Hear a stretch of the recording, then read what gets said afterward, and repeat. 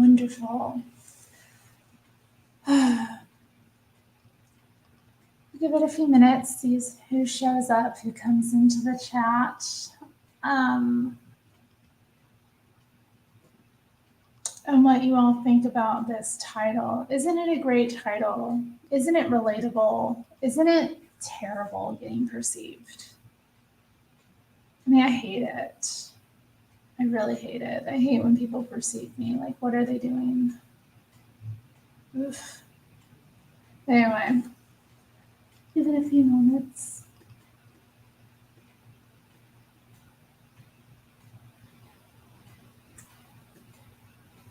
Starting to fill this drawing up. It's almost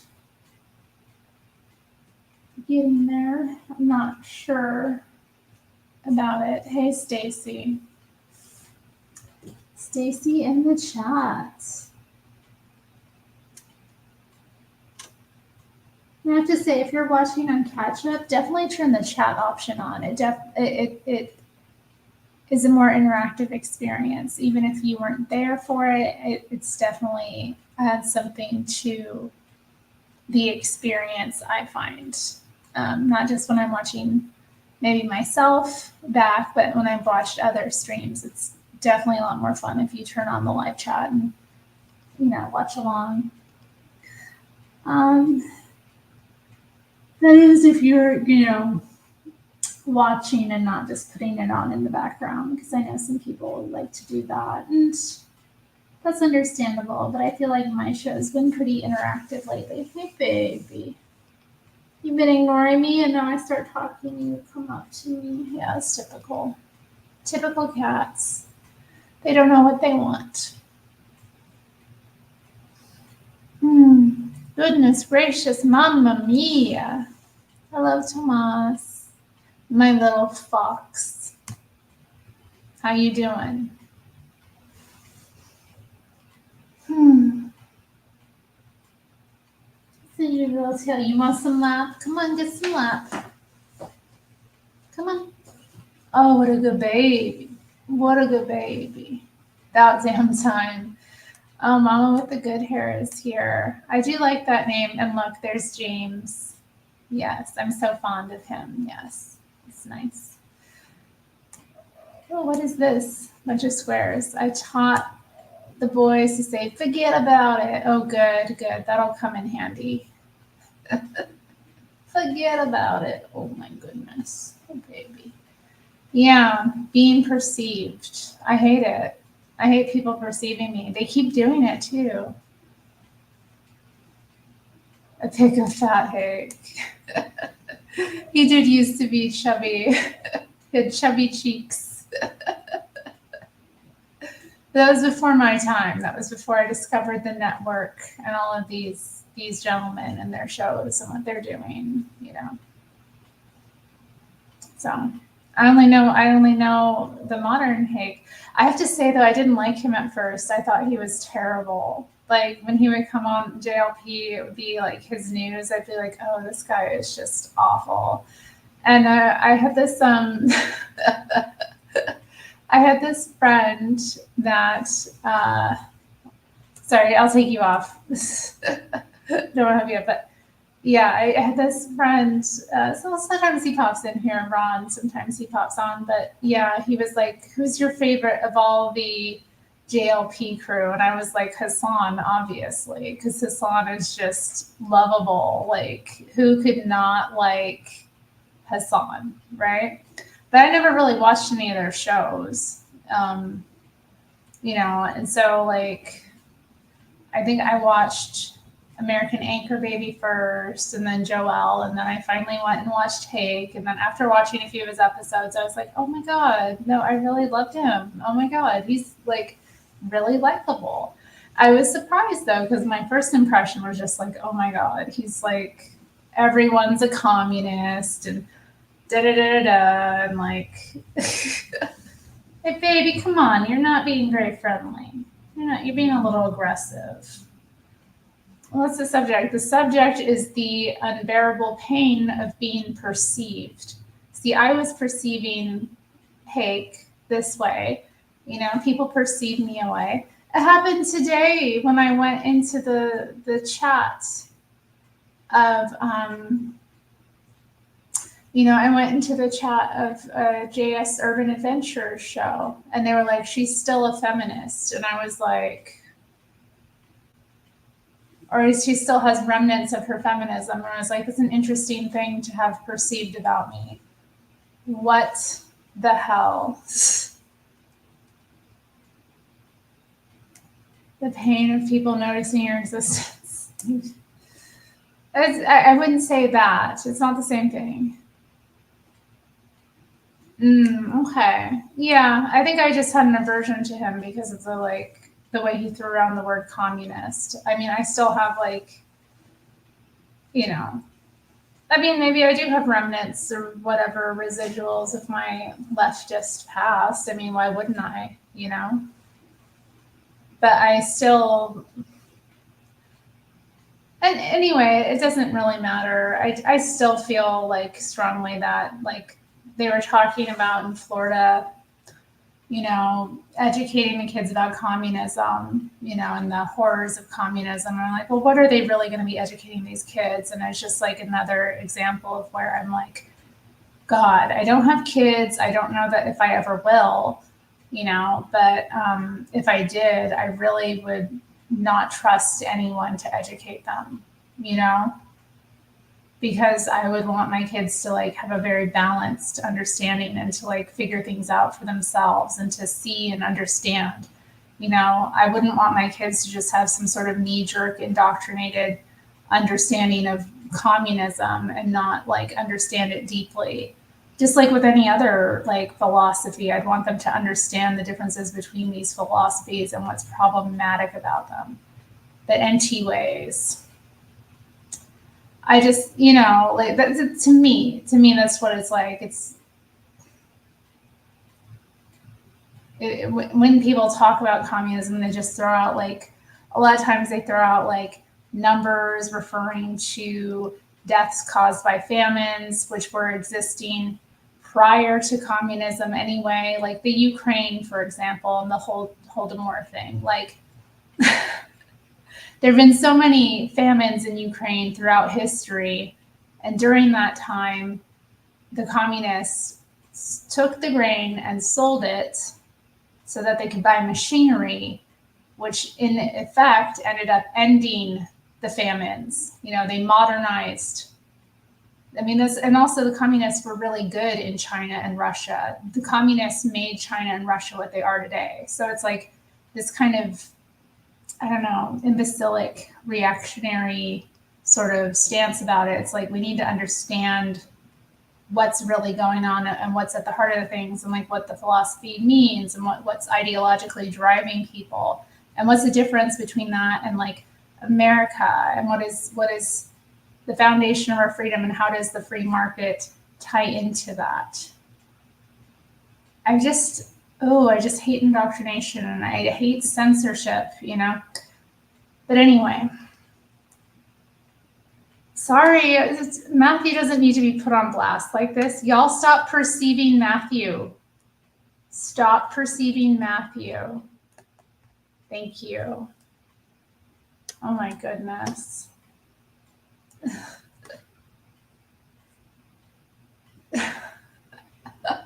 Are you talking about Sean? He does seem to be very... It's sweet, some of the things he shares sometimes. I've just been oh man. Oh man, sometimes it's just kind of I don't know. But he's sharing from his heart too a lot of the times. So I don't know. I wouldn't call him... he is a flat earther. Oh, wow. Watching JLP for 8 years. Goodness. You must be just, you must have overcome the world by now. Yeah, I agree. I think there's also age appropriateness. I find that with some of the materials I've seen, just for example, I have friends that I grew up with who have kids going to the same school district that I attended.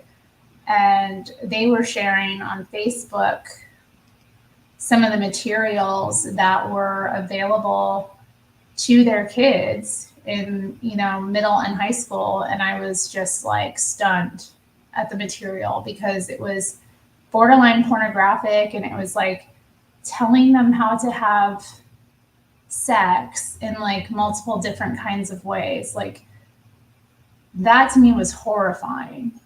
Because it's pretty understandable like how to do it, but it was just I feel like that's something that kids also need to figure out for themselves. And also there was no, in these books there was no like counterpoint. It was all just like, you should do it because you want to do it and you feel ready to do it, which is the most stupid advice. It doesn't have anything to do with like why you should be having sex in the first place. And then of course it's, anyway, I agree with that. I know, and it's just I don't want kids being indoctrinated one way or the other. And that's the thing too. Like in my education, I had really anti-communist education. I don't know about all of you, but I was taught very, strongly about the evils of communism, so-called.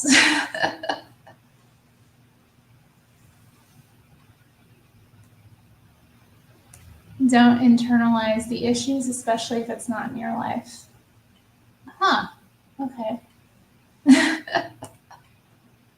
What is this? Those other views on Josh's were Jalen's peeps. Only 8 came over. Good test. What are you talking about?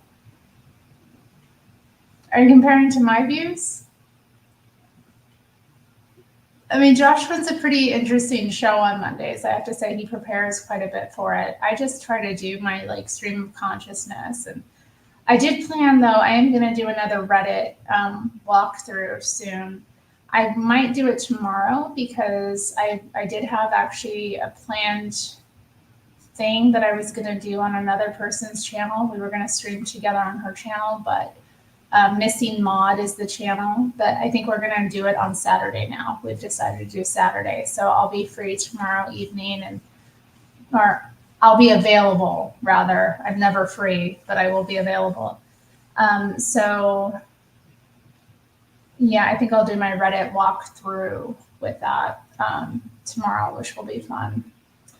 But yeah, I get all pained. I get pained. And then, I had this feeling too because I've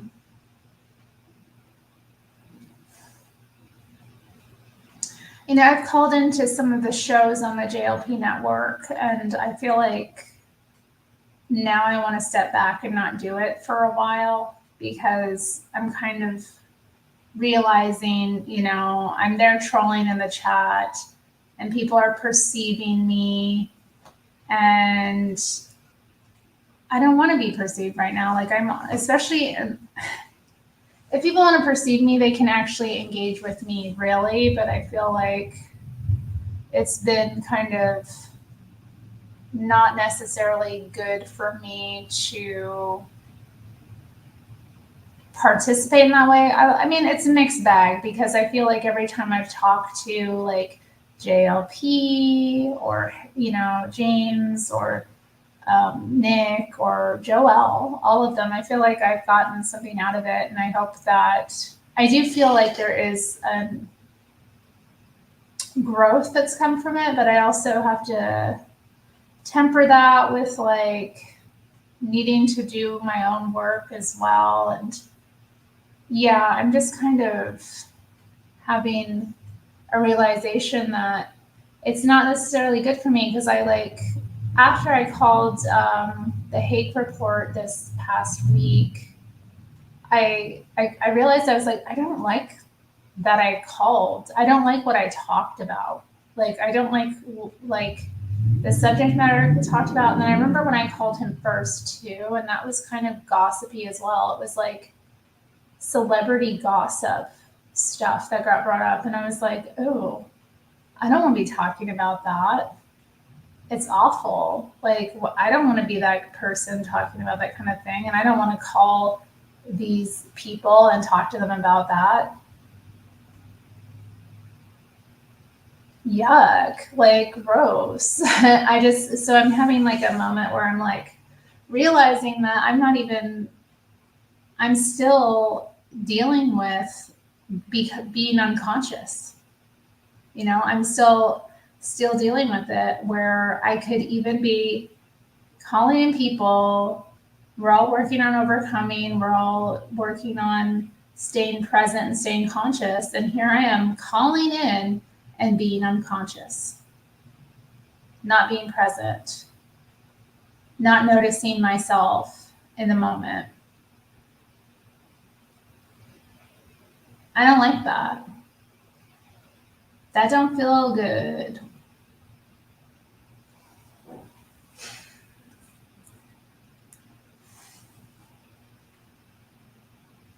I know the deal there. I don't know what you mean by the deal there. What do you mean? I know the deal there. What are you talking about? My cat just got his fur, like, he's petting him and it's like kicked up all over me. Ugh. And this is a nice comment. I got my friend Muggsy watching you. He says, hi. Hello, Muggsy. I like your hair there. Yeah. It's nice and sleek. He says hi and he loves my laugh. Hello, Muggsy. I'm glad you like my laugh. Self-examination is good, though. Of course it is. It is good, but it's also embarrassing when people are perceiving you in the act of like self-examining. And then sometimes it's like you have to interact with people to self-examine as well, because otherwise it's like day to day, I don't get that much human interaction apart from like, what's online or like texting my friends that live in town. I haven't been going out much at all. Like it's still not been warm enough for me to like feel like going out in the morning, and I don't even really have energy in the morning, like honestly. So it's all kind of, I don't get enough interaction with people anyway. And I'm realizing that it's making me more socially awkward and making it harder for me to stay present when I am interacting with people. Because it's like overwhelming, maybe. I'm a bit hard on myself. I am very hard on myself. This has been a struggle with me. I'm like, my whole life I've been like this. Like, and it's been a constant issue. People are like, you're so hard on yourself. You're so hard on yourself. Like, and it is kind of difficult when you're kind of oriented towards judgment anyway. Like, that's kind of my orientation. Like, you have no idea. Like, I'll say or be judgmental about other people, but then it's like, imagine what I have to deal with myself. I'm like so hard on myself. I don't know what to say. I mean, like, what do I can be aware of that, but like, what do I do in those moments when I catch myself like being too hard on myself? It's like, I had this practice in the past of being like going into my head and speaking softly to myself or speaking out loud, like, no, Terri, don't say that. And like my self kind of talk has gotten better over the years. I used to be brutal. Like I used to like really talk down to myself, and that doesn't happen as much. So I think I've made progress in there, but you're telling me now, again, I'm being perceived. And I'm being told I'm hard on myself. And I was like, man, is that a bad thing? Doesn't everyone? The deal is everyone who calls in gets the smoke. Indeed. I mean, indeed. I understand that, but I also don't want to like get too much smoke. And I feel like too, I take up a lot of space in the chat. I do. I realize I do. Especially like, I think at first too, I got a lot of attention just because, of my wit and funny things I had to say pretty much. So let's just be real. I'm hilarious. It is what it is. And I say things that nobody else says, like I'll come out of left field and people are like, you know, so yeah, I kind of am conscious about that too, because it's like I don't want to. And then I have my own thing going on here, and I don't want it to get like, even though there is some kind of bleed through, because I've made connections with a lot of you just from those chats. Like I don't want to like also be taking up a lot of space on their shows, or like, I don't know, misusing the fact that they've like answered my calls. But yeah, I was like unhappy with the call I had last week, and I just was kind of like, yeah, I need to take a break and kind of practice being more present, and not just being more present, but be more intentional. Because I feel like, I don't know, maybe it's me being nervous too. I do get nervous when I call and talk to people. It's not normal. I mean, I'm talking to somebody I don't know. So it's like, also that's awkward. And I think I kind of slip into kind of unconsciousness somewhat because of that. Whatever. It's just, yeah. I'm perceiving myself, and it's horrible. Other people perceive me as horrible, and then I perceive myself, and it's like even harder, because my perception is the one that like really gets me. What can you do? Right? But you don't know their thoughts. It's not about like, yeah, it's not about their thoughts though. Black cats are fierce. Oh, it's Michael Sarian. Oh my God. I'm so honored. Michael, you have graced me with your presence. Oh my God. Y'all, look. I begged Michael Sarian.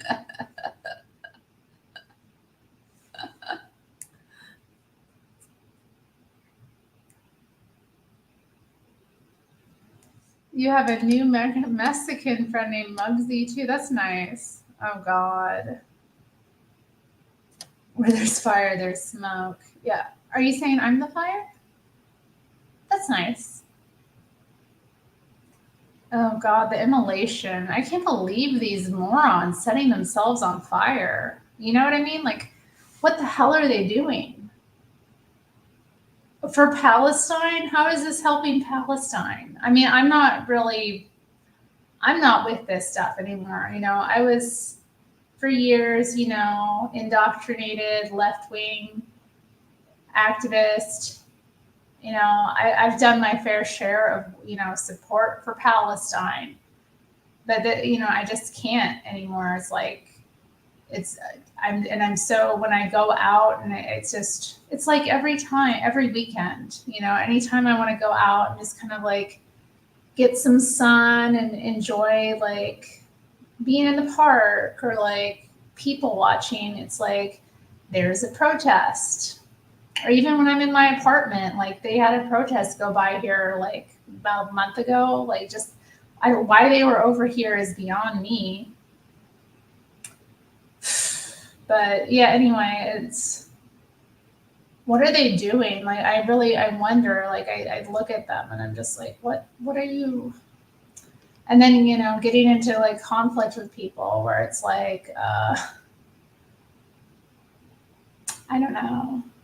I mean, I told you all about like when I was hanging out with some gals, and one of the protests went by, of course, because they're always happening all the time. But she was like, oh, let's join them. And I was like, I support Israel. Like, and she just like, the mood just wasn't the same. She was shocked. Like, and I'm like, is it that real? And her response, I was like, She was like, it's fine. It's a free country. That's what she said. I'm like, yeah, unlike Palestine. I didn't say that, but it's like it's a free country. Well, that's a nice sentiment, and yeah, I guess we should feel that way. But I didn't feel like she thought it was fine. I feel like she was very upset. But is it really that odd?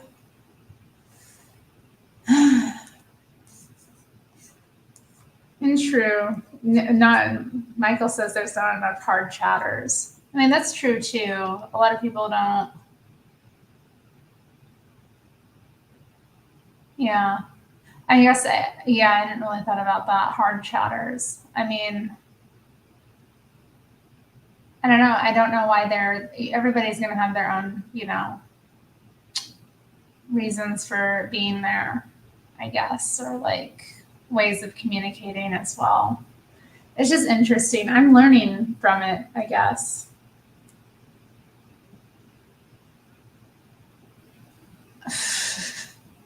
No, I know I'm not a stranger to public talks. I have given talks in front of hundreds of people, which is amazing to my mind now.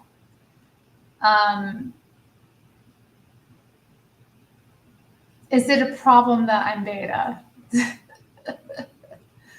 I don't know. My public talks though too. I have to think back and I cringe at them. Like I would hate for any of my public talks to surface. I'd be so embarrassed. I'd be like, oh God. Like really, that's how I feel about it. At this point in my life, I'm just like, ugh. There I am being crazy. Yeah, so do have fun.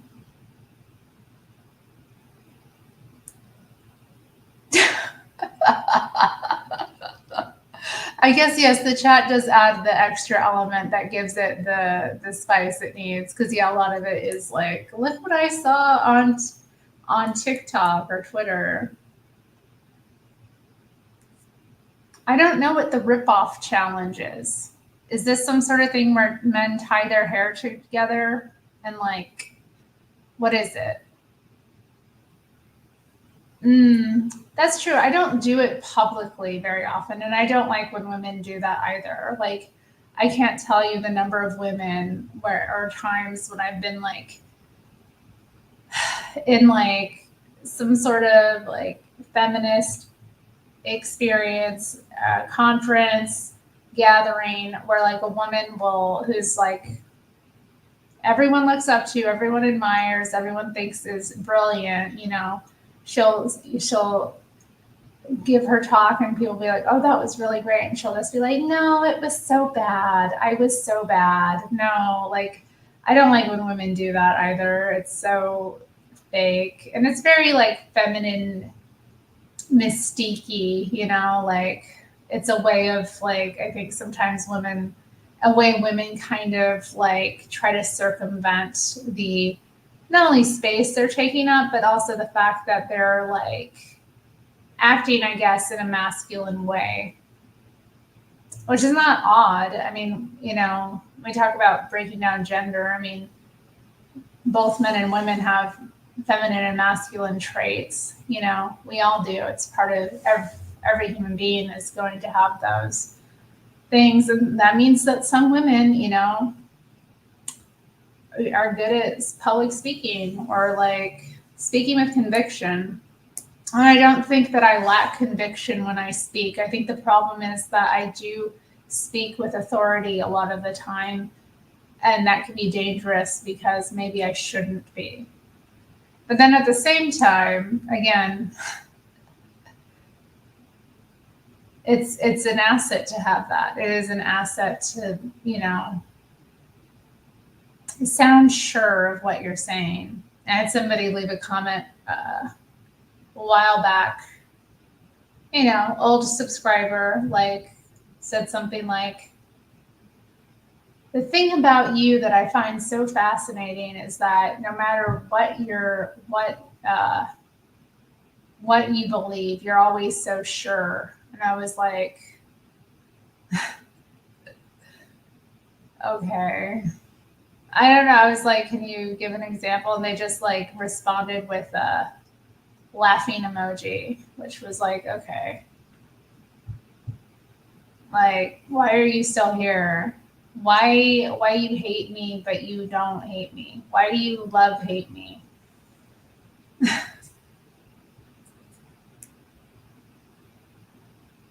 Mm, okay. Yeah, I think that's helped too. I do have that history, so it's easy to talk to people, but it's not, doesn't make it any more enjoyable.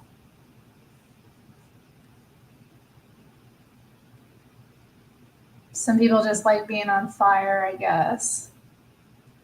I don't know. It's insane to me. Like, why would you, how do you get so caught up in this thing? And like, how do you even think that that's going to be beneficial to the people that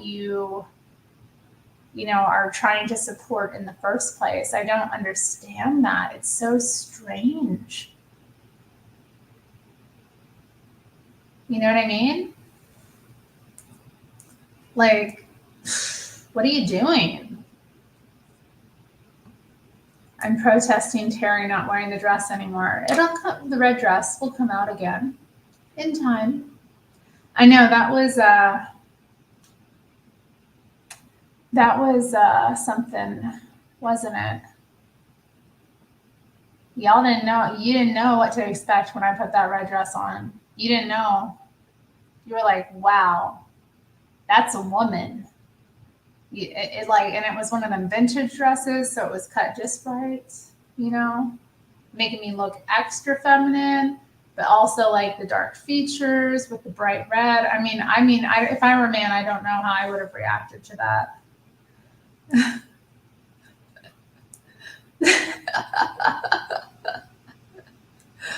I haven't heard the term "it's a free country." I know. I was shocked. People used to say that all the time too. Is Stacy going to bed?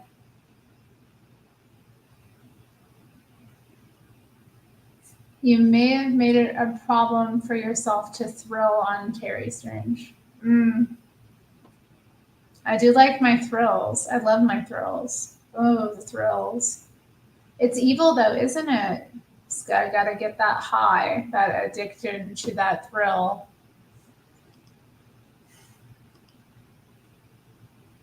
Like, what is that? Why do I need to be excited? And it's like I tell myself it's my nature. I have this passionate nature, and I think that's part of how I got caught up in all the stuff I did. It was just I needed the excitement because reality is so mind-numbingly boring, and like my heart just yearns for my evil, wicked heart just yearns for excitement, for thrill. Is like I don't know. I don't know. It's a mess though.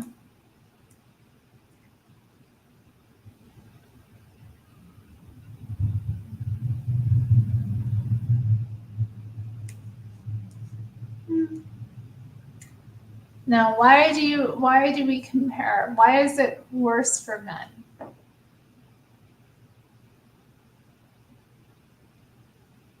Hmm.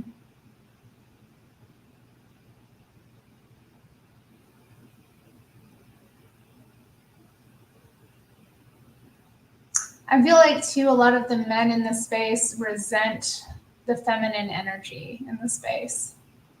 It's been brought to my attention that a lot of men wish that we weren't there.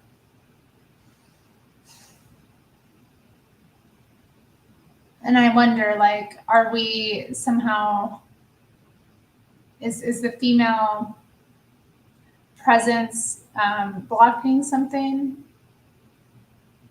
that needs to happen? Because I do believe that it is important to have like segregation sometimes, especially in terms of like self work.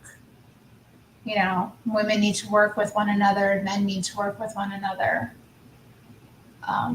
In terms of like overcoming and self development, I think that's important, and having that kind of space is important. I wonder if that was what it was for some men, and now it's kind of changed, and now like women are getting into it and men are becoming uncomfortable because they enjoyed that masculine space and time. But yeah, I know men are awful to one another as well. So, but again, that's also, it's a snake pit. So, and I'm a snake too. I know that about myself.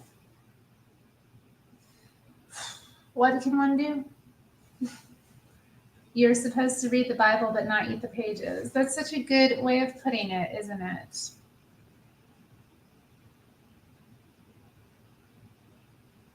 You're just supposed to be, yeah, I mean, you're supposed to read it and be inspired by it. But like, I always cringe when people just start rattling off like scripture, you know? Not and not like when it's genuine, when it's relevant, but when they just start like naming off the, you know, the book and the chapter and the verse, and it's like they've got it memorized, but it's like they don't even know what it's saying, you know, and it becomes apparent when they just rattle it off that way, you know. And it feels gross, it feels weird, and it feels like they don't know, they're like lost in the sauce, they're lost up in the intellect. You know, it's not a spiritual experience anymore, it's an intellectual experience that they're having. And it's like, why are you like, God, I totally get that. I'm totally, oh, it's awful. It is awful when people do that and want to turn it into another thing to be like intellectual about. I mean, there's so much other stuff in the world that you can be that way with. Why are you applying this to spirituality and faith in God? It's so, it feels twisted and wrong. And it's, again, it's,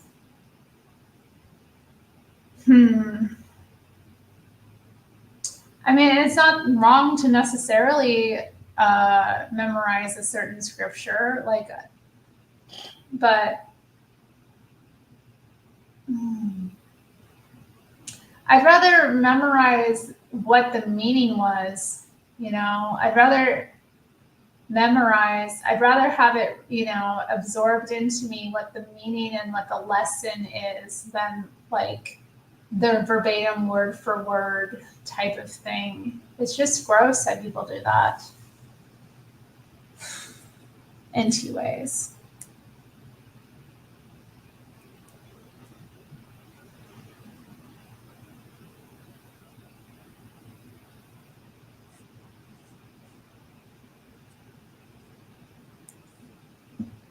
Hi, Think Chic.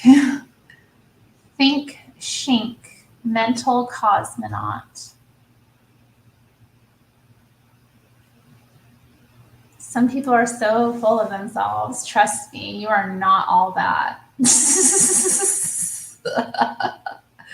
Okay, sis. Dang.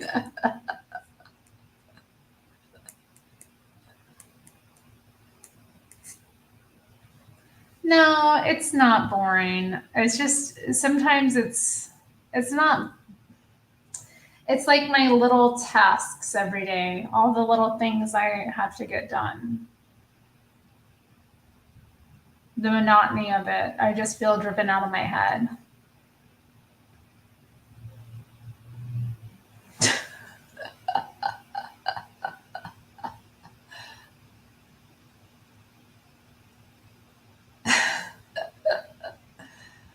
I think I've done that before, especially when I was young. I used to, you know, I'd go through an experience and I'd like, you know, as I went to bed at night, like be replaying it in my mind. It's like, why didn't I say this? Why didn't I do this instead? And it like, and then, you know, a couple hours pass and you're still like in your head about it.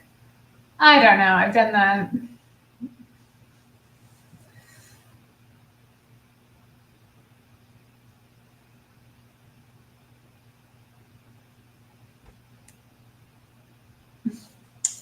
I definitely am Slytherin. I did get when I did the Pottermore like sorting hat thing on the Pottermore website. I did get put into Slytherin, which made sense to me. I don't think that I would do well in any other house if I were in the Potter universe. Like, I'm not a Gryffindor, not a jock. I'm not a Ravenclaw. I'm not a nerd. I'm not a Hufflepuff. I mean, we don't even need to say why I'm not a Hufflepuff. I'm definitely a Slytherin. The thing about that too, and what I find so interesting about that is like I love the use of that in a way that like Slytherin is kind of cast as this like dark evil force, but in reality, it had nothing to do with that. At the end of the day, like at the last battle, in the last fight, which I think is deep. It's appearances can be deceiving, you know.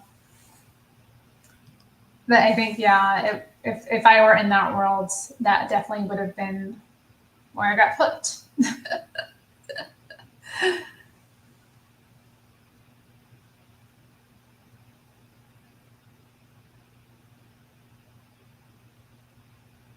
Hmm.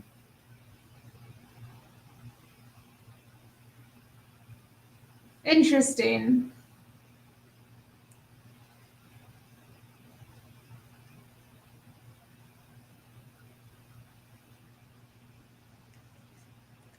Yes, that is true. The attention addiction is strong with this harlot. You're calling me a harlot?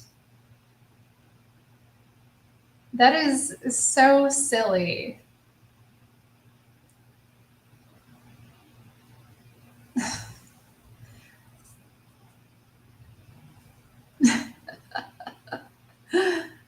That is true, I suppose. I suppose that is true.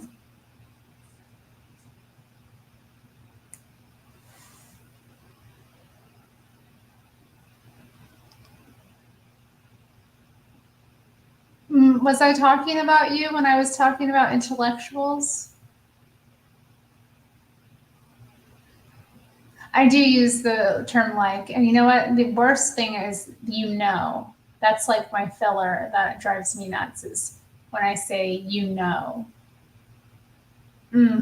awful. Mm.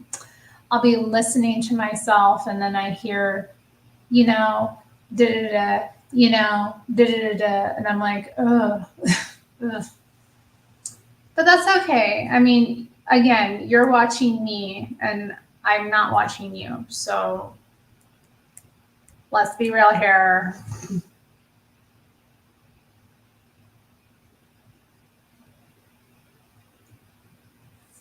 Oh, that's nice. He thinks I'm special. Thanks, Bosco.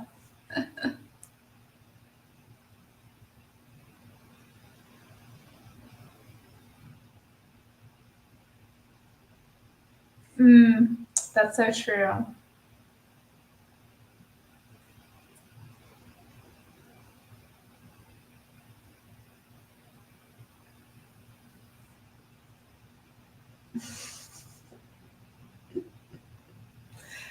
Yeah, I kind of do have that going on, don't I? Yeah, I remember like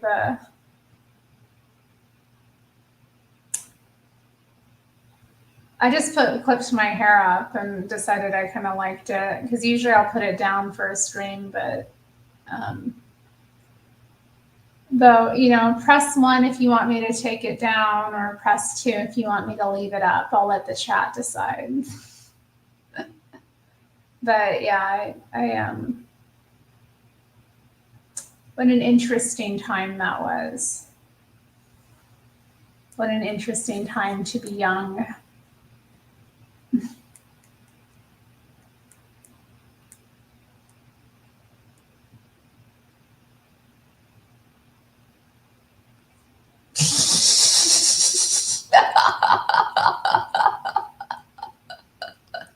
No, I know some people like that too. I just There's some definitely high nose, some definite high nose out there. Hufflepuff and name only. You know what? A lot of the people I've met who are in, who, you know, you're sharing your like Potter house over the years because it was such a big thing, you know, until J.K. Rowling got canceled. A lot of the Hufflepuff people I've met were dirty MFers. I have to say, like, they did me dirty, and I would never, even as a Slytherin, like behave in such a manner.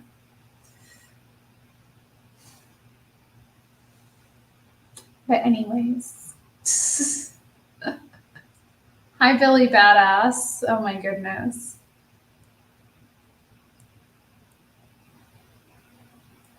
I remember when people were scorned for using gay names instead of their real names. What are you talking about? I like your hair right now. It is more neutral, but your nails are so long. Yeah. What's hmm. Interesting. My nails are so long. I've been thinking about it. They're very strong though. I don't want to cut them. Usually I'll cut them when one of them breaks. But they're really strong and healthy right now. I don't want to do anything with them. I like having them long. I mean, their work, their upkeep, but it's definitely a privilege to be able to have like longer nails.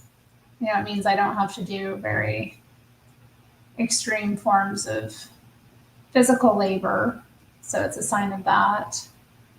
Although taking care of them is a bit challenging, but I like them. To shut up, beautiful other way. Wait, I forget what did my numbers mean? We only have one vote. What did my numbers mean? I don't remember. I think one was take it down, two was leave it up. Is that right? Somebody let me know.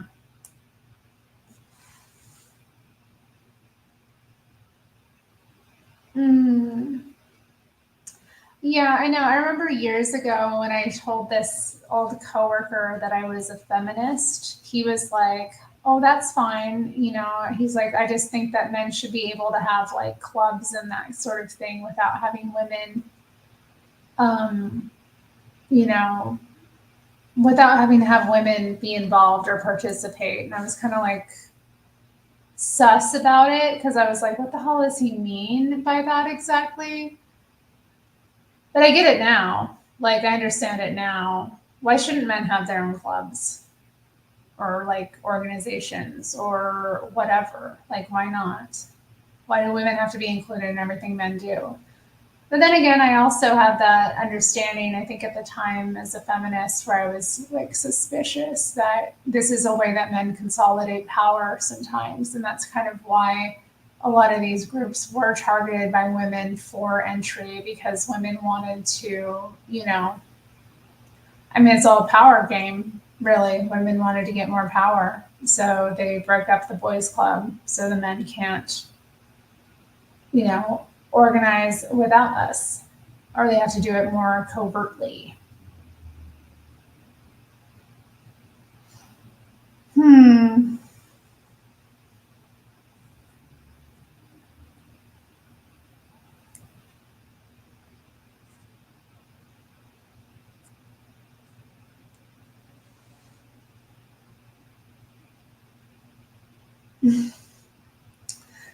Gryffindor are the jocks.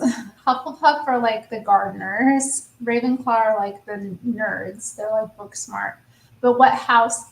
What house left?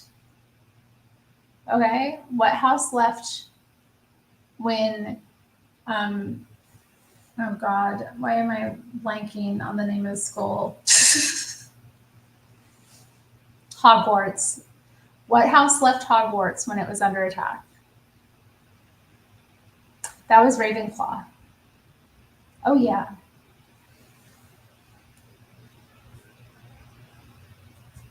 Boy Scouts. Yeah, that's terrible. I don't think girls have Girl Scouts. Why would we need to be in Boy Scouts? Why don't they just make Girl Scouts better? I was in Girl Scouts and it was a horrible experience. Like, it seemed so cool going in and I really loved it. I was passionate about it in some ways, but my troop, we had this like big troop when we were brownies. And then when it got cut up, I got put in this troop that I really didn't vibe with the other girls that much. I mean, it was okay. Some of them were okay, but there was a girl who was bullying me a bit in elementary school, and we met in like the pottery room. And I remember I made like this clay mermaid, and it was drying out before we were going to put it in the kiln. And she and another girl, and this is like my Girl Scout troop, right? They went over and smashed it. And her mom was also the leader of the Girl Scout troop, and she was very like, I want to say dim-witted, but also like self-obsessed and dim-witted. And I just felt like completely, after that happened to my mermaid, and I'd been in it for a few years at that point. After that happened, I was just like done. I remember I had this dramatic scene where like on Girl Scout Day, I didn't go. It was the middle of winter, all right, in Alaska, and I did not attend the meeting. I went outside and played in the playground for an hour and a half until my dad came to pick me up. I saw his truck. I ended up walking across the like schoolyard, and the girls that were in the class, like the pottery class, they saw me walking past, and some of them were like shouting at me from the window, like, Terri, Terri. And I was just like pretending I didn't see them, like trudging through the snow. I had on all my snow gear. And I got in the truck, and my dad was like, why were they all yelling at you? And I was like, I don't want to be Girl Scouts anymore. Oh my God. Like, well, I could have just went home, but I think I needed the drama. I needed my dad to see like how awful it was. It's not only bad, but like we never did any projects, and any of the badges I earned, I had to earn on my own because the leader just never, directed us to do anything. Like the meetings were just like hangout sessions. We never did any of the like activities we needed to do to earn our badges. So like I earned maybe like 5 badges as a junior, which was embarrassing because we'd go to like the big collective meetups, and I'd see all these other girls with a badge, like tons of badges all over their sashes, and mine was not looking that good. And I had more badges than the other girls in my freaking like troop as well, because I actually did things on my own. But it's like, shouldn't we be anyway? I digress. Wow, I didn't need to bring up all my Girl Scout drama. Sorry, y'all. Had to process that. I'm still upset. I'm still upset. Men do not have to commit to an older woman. No, they can commit to whatever woman they want to. That's right. You tell them. That's right, men. You commit to the girl you want, not the girl that you're being expected to.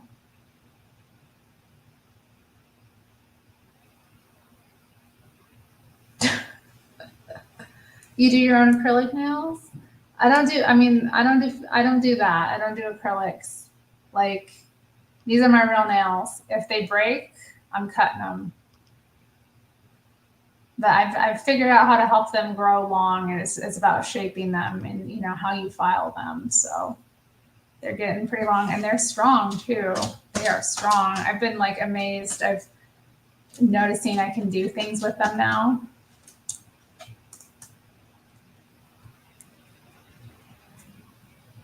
Oh my gosh, chat is so fast.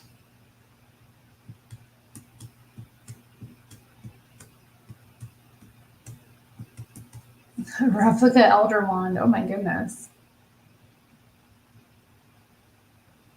Mm-hmm. Mm-hmm. Yeah, I think Girl Scouts is a bit lame compared to Boy Scouts.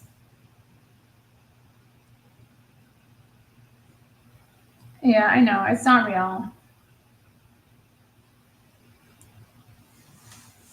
Women who hate men, women who wish they were men, and men who hate men because they are weak men. Like Tomas. I assume you're referring to Tomas.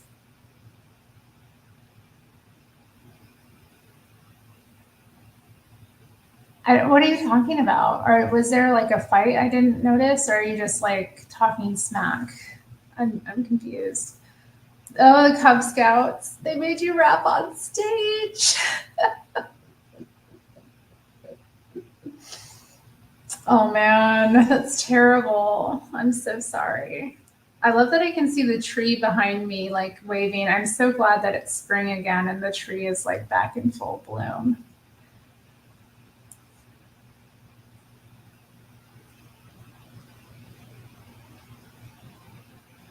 Yeah, I concur with that. Concur wholeheartedly.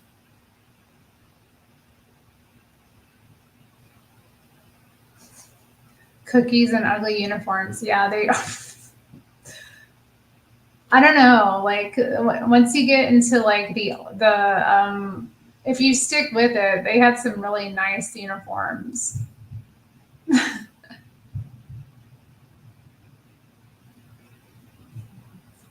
The potential rip off challenge. What is the rip off challenge? You didn't explain it to me. What is it? Like is it the hair pulling thing? I don't understand.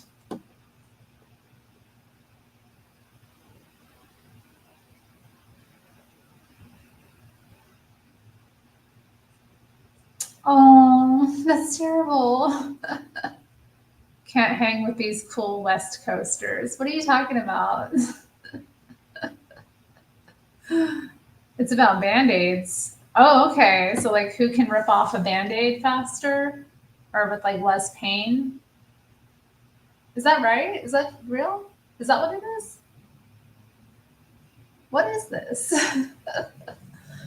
Because he's been going on about it. Like he's asked like with a bunch of different guys like who would win the rip off challenge, and I'm like, is it really a? I thought they were like getting their hair tied together or something because it sounded like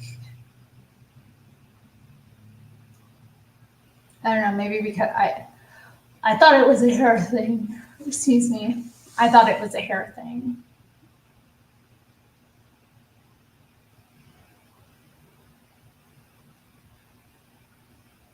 Show Tomas some much needed attention. Well, yeah, where is my little fox? Where are you, Tomas? My little Dutch fox who spurns me. How he spurns me. Mm, it is a shame. It is a shame. Homeboy is drooling over you. I mean, can you blame him? I mean, it's just, I have those qualities that he just, some men, I don't know. It is what it is.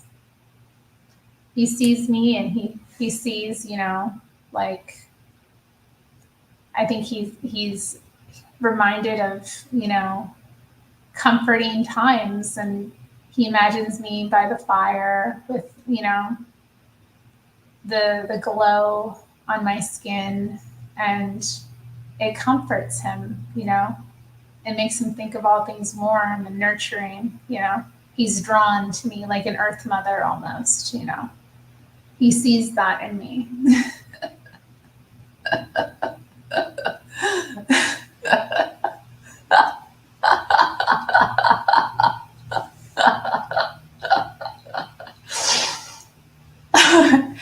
Okay. Yeah, I knew it was a hair thing. They sit on the back of a tailgate on a pickup truck.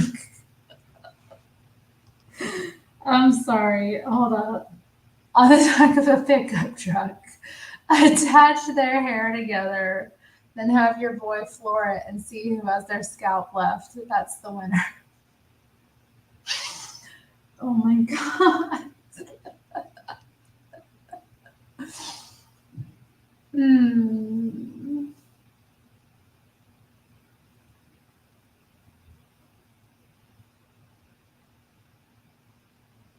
That is crazy. That is crazy. You're just casually asking about that. Oh, thank you, Stacy. Thank you. Thank you. Terry, you laughing like a schoolgirl. I do laugh like a schoolgirl a bit. I laugh in many different ways. I have many different laughs, I suppose. But where is Tomas? Where did he go? He did not like that. Oh dear. Tomas, where are you?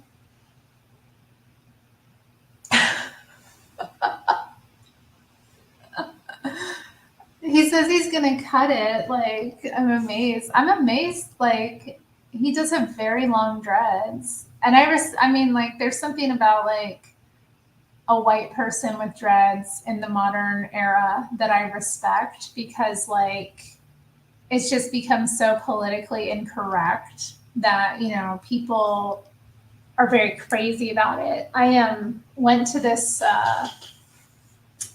comedy show, like a stand-up comic show. There were a bunch of different. It was like all women comics too. Okay, so keep that in mind. So you can imagine the audience was mostly women, and then we had these female comics, and there was one woman who bombed. Okay, she was my favorite. She was from LA. She was very like classically, blonde hair. Um, she was a good looking, blonde woman, and she had that like thick California accent. She was, conventionally attractive, but you could tell she was just a little bit raunchy. But I loved her because she bombed really bad. Like none of her jokes were hitting, and I just love the whole thing of it. Like to me, I started laughing my ass off because she was bombing, but she was like really diving. But then all of a sudden, like she started attacking this woman in the audience who had dreads, like a white woman who had dreads, and she was like, that's wrong, right? Like that that's not okay, right? Like just she went all SJW about it, and like I just kind of got like uncomfortable. Come on, baby, get on my lap if you want my lap. Come on, baby. What are you whining about? So yeah, she was really rude about that. She's like, yeah, that's wrong, right? That's racist, right? Like, and the woman just kind of like, I don't remember anybody defending her, but I think like people were just kind of silent and it was like really awkward and like cringe. And I was just kind of like cringing and like laughing and like just it just was horrible. Like it was horrible. And then after that point, I was like, I'm never, ever, ever going to like, I don't know. I just don't have that mentality about it, I guess. I don't think it's a black thing to have dreadlocks. It's kind of like a hippie thing. You know what I mean? Like,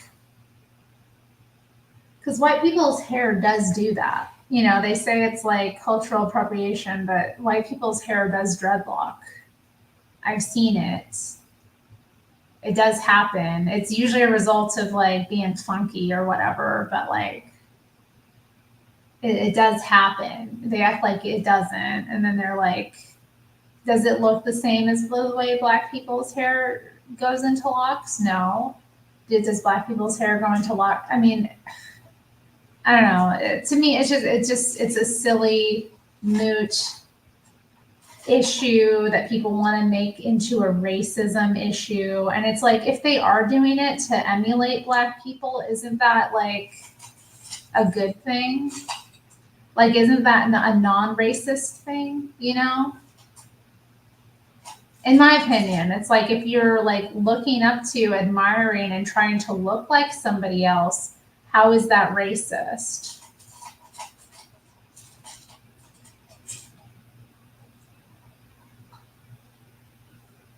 I don't know. I don't know. This is my perspective on it.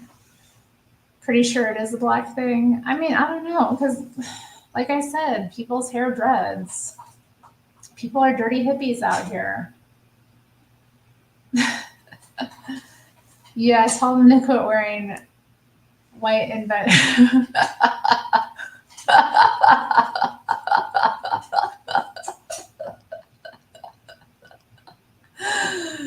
Oh Lord. Oh, bye King Alpha. Don't let the screen door hit your ass on the way out. Mm-mm-mm. Bo Derek was awesome. I'm not familiar with Bo Derek's dreads.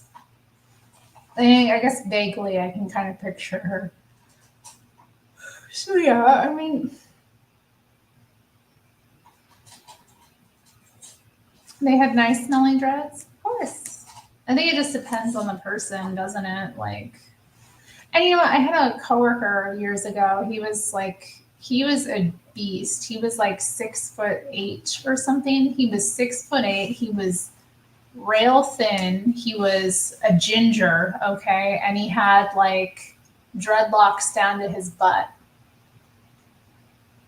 And he was like into Rastafarianism, and he lived with his grandmother, and basically his life, we worked at a coffee shop together, and his life was basically saving up money, working, saving up money, and then going to Malawi and building wells. That was his life. And I really got along with him well, actually. And he was very sweet. He was a very sweet person. I'm just remembering him, but yeah, he looked interesting. He was an interesting looking guy. Now that I'm remembering him.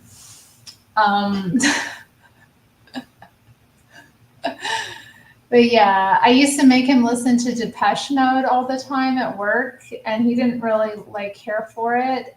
And he didn't know that I liked other kinds of music, and he didn't know I liked reggae at all or like soul music at all. So that was pretty funny. He found like out on my last week working there, and then on my last day, he brought me a Temptations record, like a vinyl Temptations record. I was like, oh, and then I gave him a hug, and I never saw him again. Anyways, Tar Baby Yoda. No. Tar Baby Yoda. Did the guy have any valuable skill or money? Or was he nice, or was he weird? I mean, he was good with like, he could dig wells. I guess he could build wells, and he had some sort of technical ability and physical ability, and he was good with plants. I remember he had a lot of plants from what I remember. So he was good with like nurturing plants and that kind of thing. I kind of struggle with that. Like, I have some plants I've had for a long time that are doing okay, but yeah, he seemed to be like really good at propagating them and that kind of thing. And then of course, you know, he was a barista, so he was good with coffee.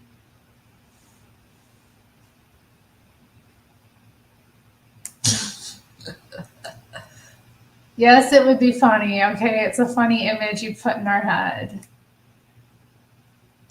I was more into music for the masses though at the time. Like I was obsessed with music for the masses then. That was like, I listened to it pretty much every day, you know. Uh, I've like, even when I listen to it now, I go to revisit it. It's like it doesn't hit like it did then, though. Like it was hitting me so hard at that time in my life. Music for the masses. It was just like so good. Uh, yeah, I would say music for the masses, and then Black Celebration slightly played that quite a bit too.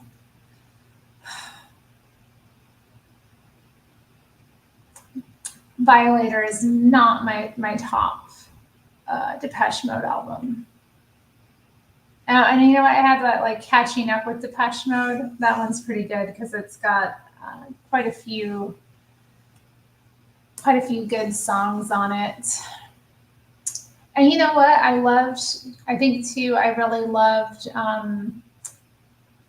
this documentary that Depeche Mode did called 101. And they released a tour album, 101, as well, but they did a tour documentary, which was incredible. Like, it's one of my favorite documentaries, I think, of all time. They were on the East Coast and they were getting started to do their North American tour, and they would be ending in Pasadena and playing the Rose Bowl. And they were touring for the Music for the Masses album. So they had this like, I guess they had this like event. I don't know exactly how they picked the people, but they had a group of fans come on tour with them. And the documentary really kind of centers around their fans going on tour and like seeing all these different sites in America. They went to like Graceland and they went to like all these different cities, and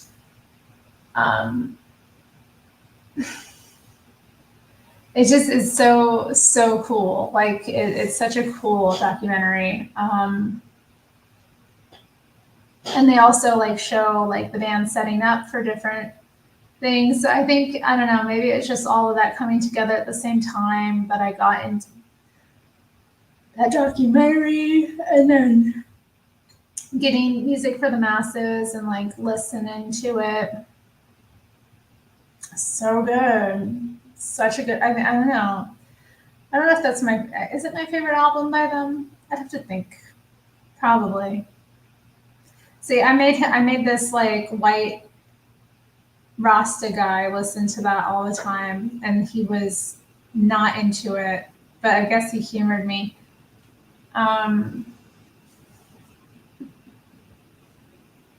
Y'all partying in the chat. Well, anyway, and T-Ways, being perceived. Yeah, I'm perceiving him now. It's interesting because I'll like label these things and then I'll think about the things I've talked about or the memories that come up. And sometimes it's about perception. Like the thing with the Girl Scouts and me being upset that I didn't have like the badges that I should have had. You know, given like my amount of time in the Girl Scouts. And I'd go and like talk to girls and I'd be like, oh, how long have you been in Girl Scouts?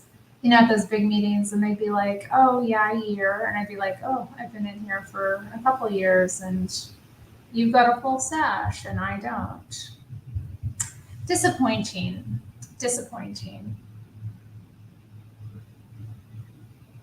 Things down to perception. But, you know, I got some Girl Scout cookies recently. My friends picked me up a box of Thin Mints.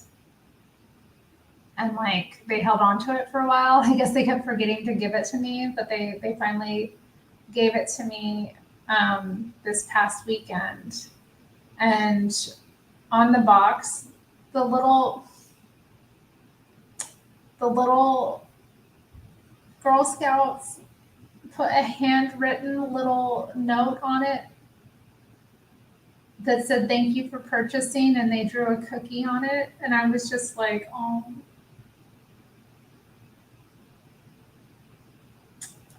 that's so sweet. I might take a picture of it and post it on my Instagram or something.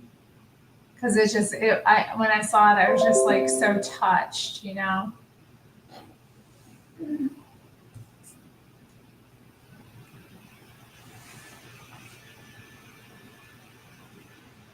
I don't know. I hear some like white people say that the Vikings had them as well, but I have no idea.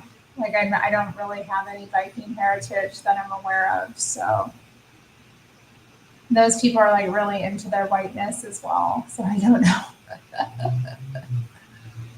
They go hard. What goes hard? The Girl Scout cookies, the Thin Mints. Yep.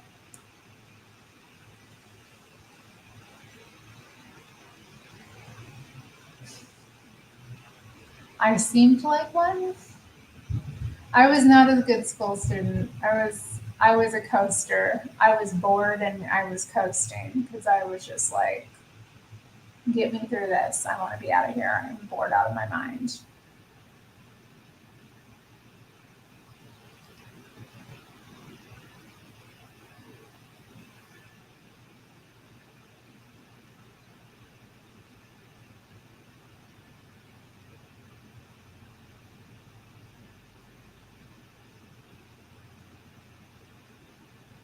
I knew Michael Sarian would be getting into the history now.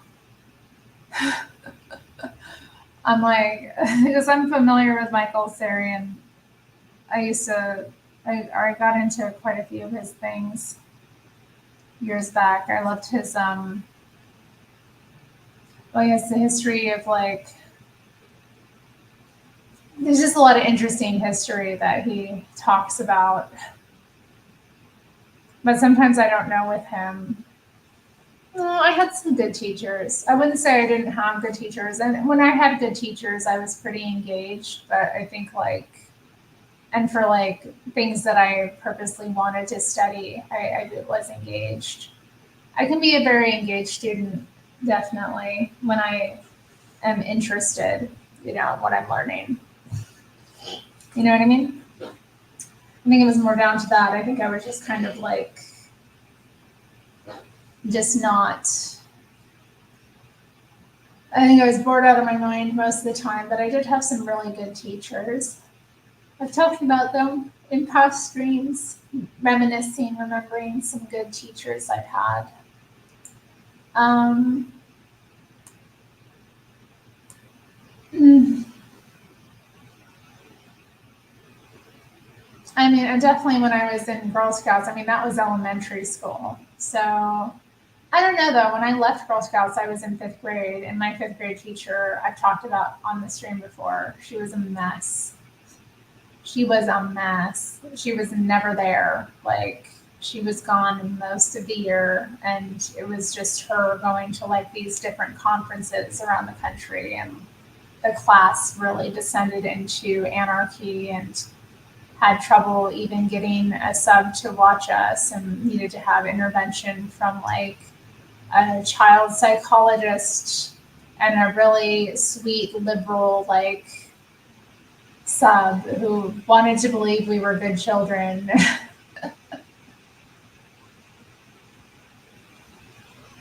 I noticed I am you've noticed that participating in a lot of lively conversations in chat. Do I? I don't think I conversate too much. I mean, a little bit back and forth. There's some people also that like want to ask me questions. Like Tomas is one of them. Or Christ Conquers. I haven't seen him in a while, but he'd always be asking me like a million things. Like, and I'm just like, dang, I gotta get to work. You know what I mean? Like, I remember like once I was like, he kept asking me, he's like, okay, one more question, one more question. I was like, I need to start working now. I can't be in the chat answering your questions.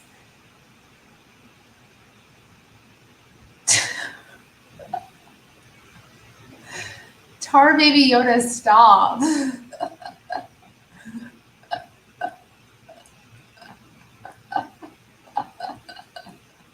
What the hell? Tar Baby Yoda. I got okay. How funny was it? How funny was like the orange carpet thing? And like, oh, they looked ridiculous. A lot of them, like really ridiculous.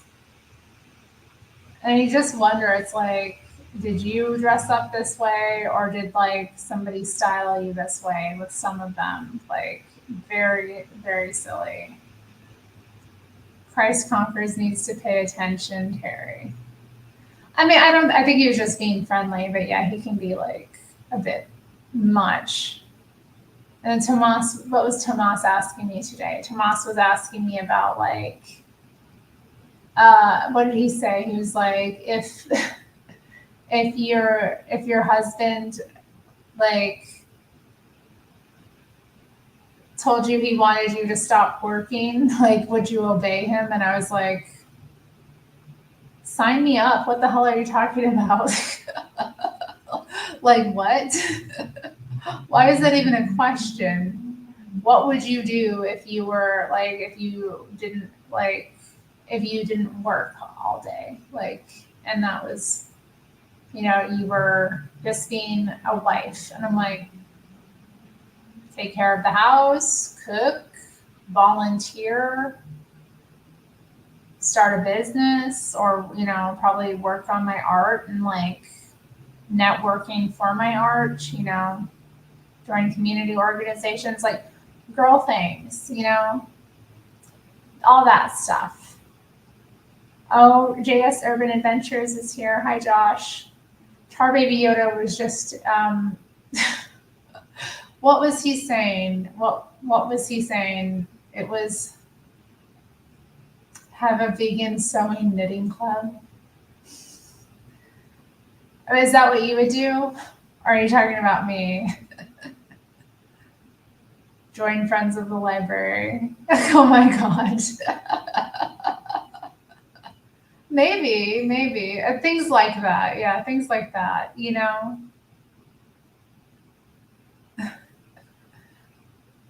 I know he kind of obsessed with you. Play video games. I don't think I play video games. I don't really play video games.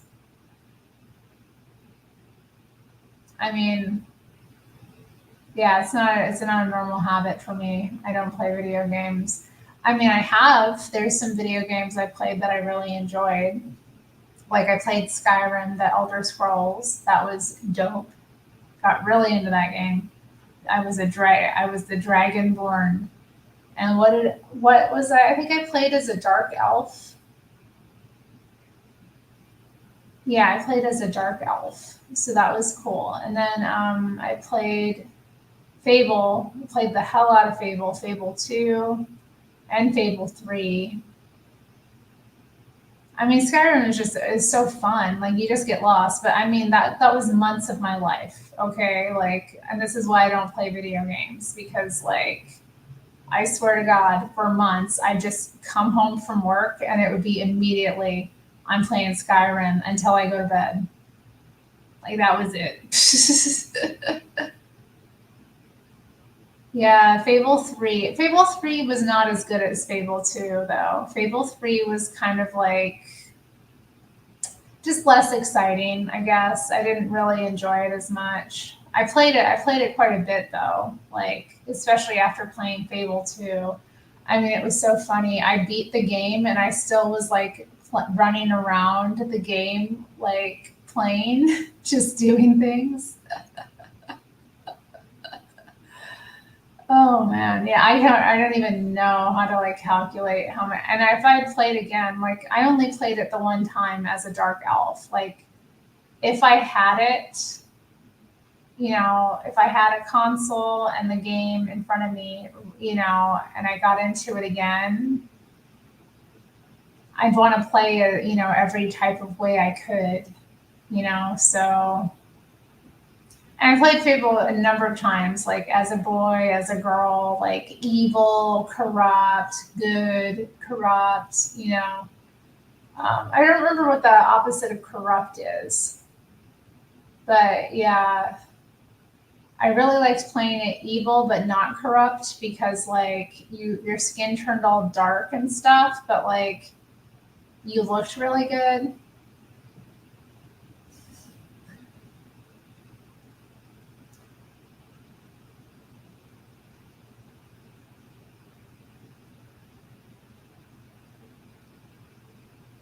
Hmm.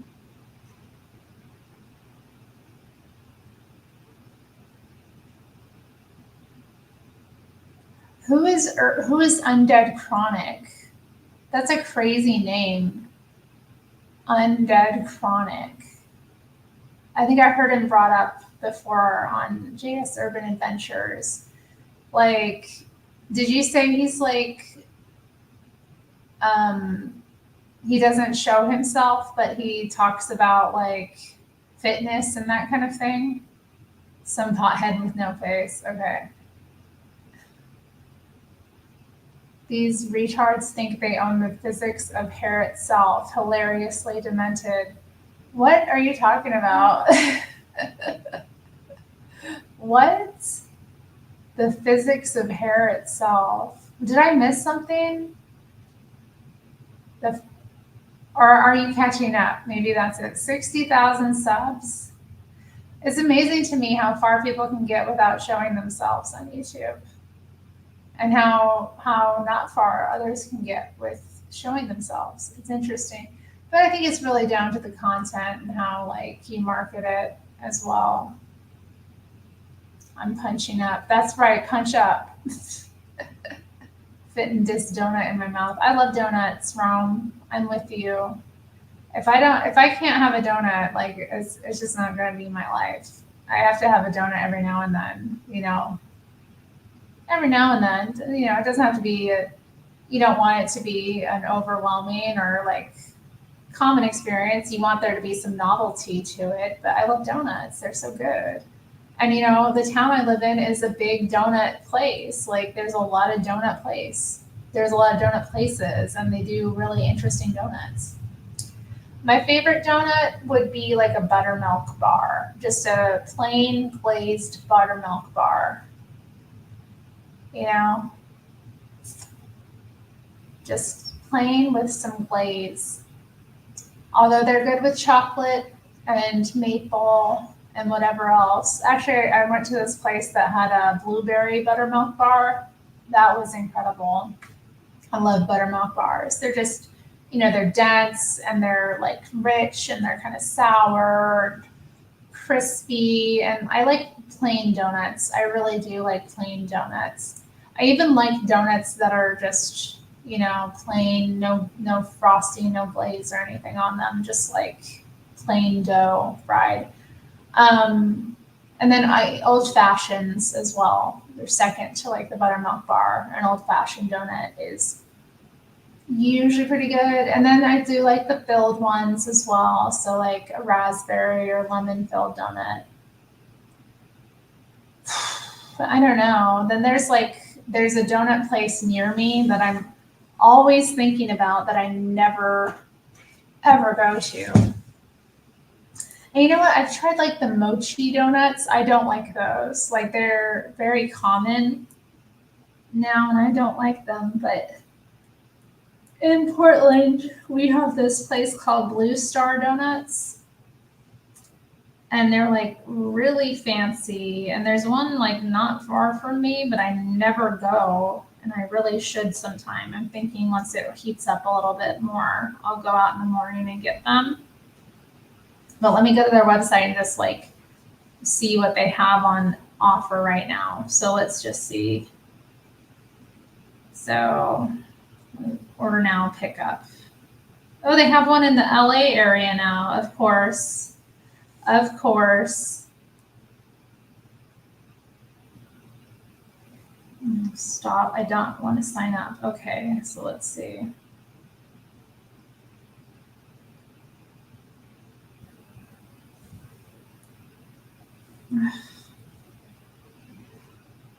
Why are they making this so difficult? I just want to see their menu.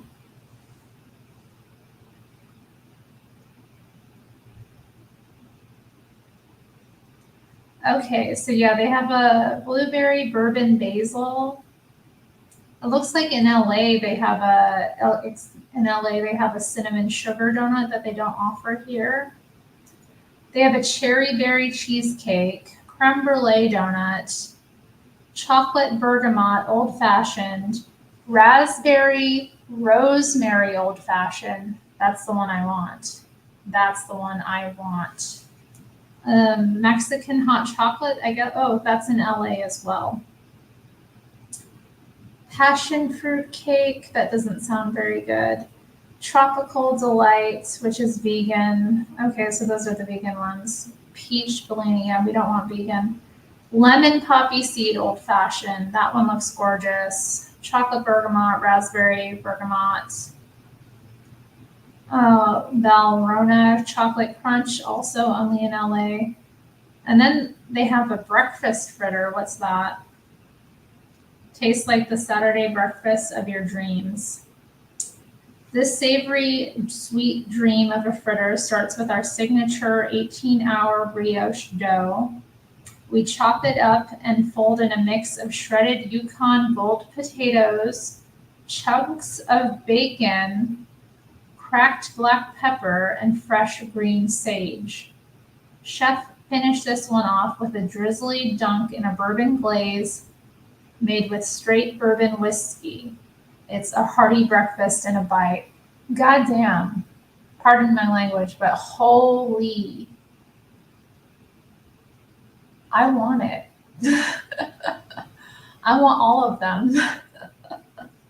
They're like insane though. I think it's like how much of it is it for 4 donuts? Like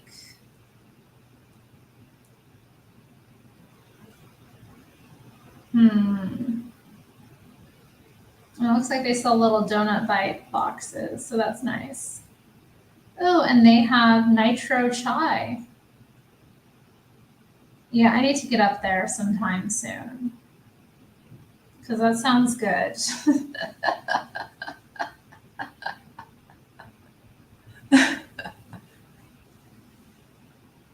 Sorry, what were we talking about?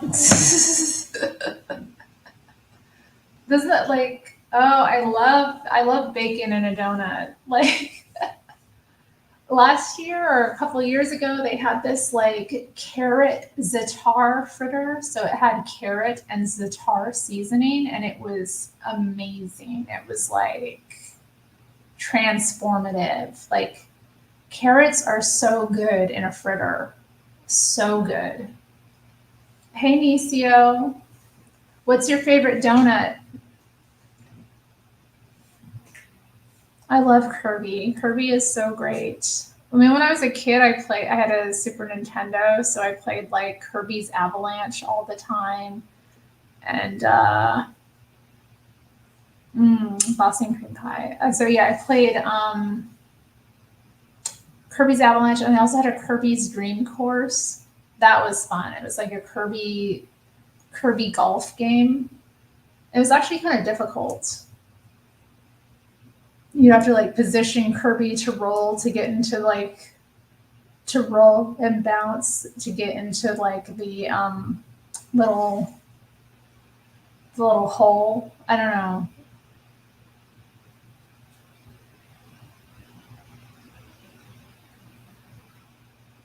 Yeah, we're talking about video games. Oh my god. I want to talk about donuts. Then there's another place that does pretty good donuts near me. I usually will get like an old fashioned donut from them or like a filled donut.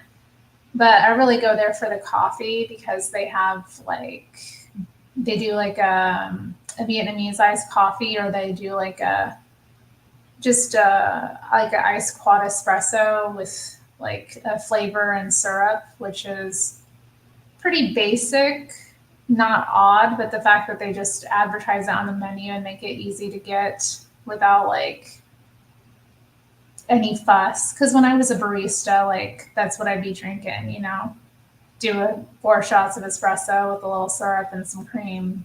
You done. You got everything you need there. So they've got like some pretty strong, cracky coffee, which is what I like.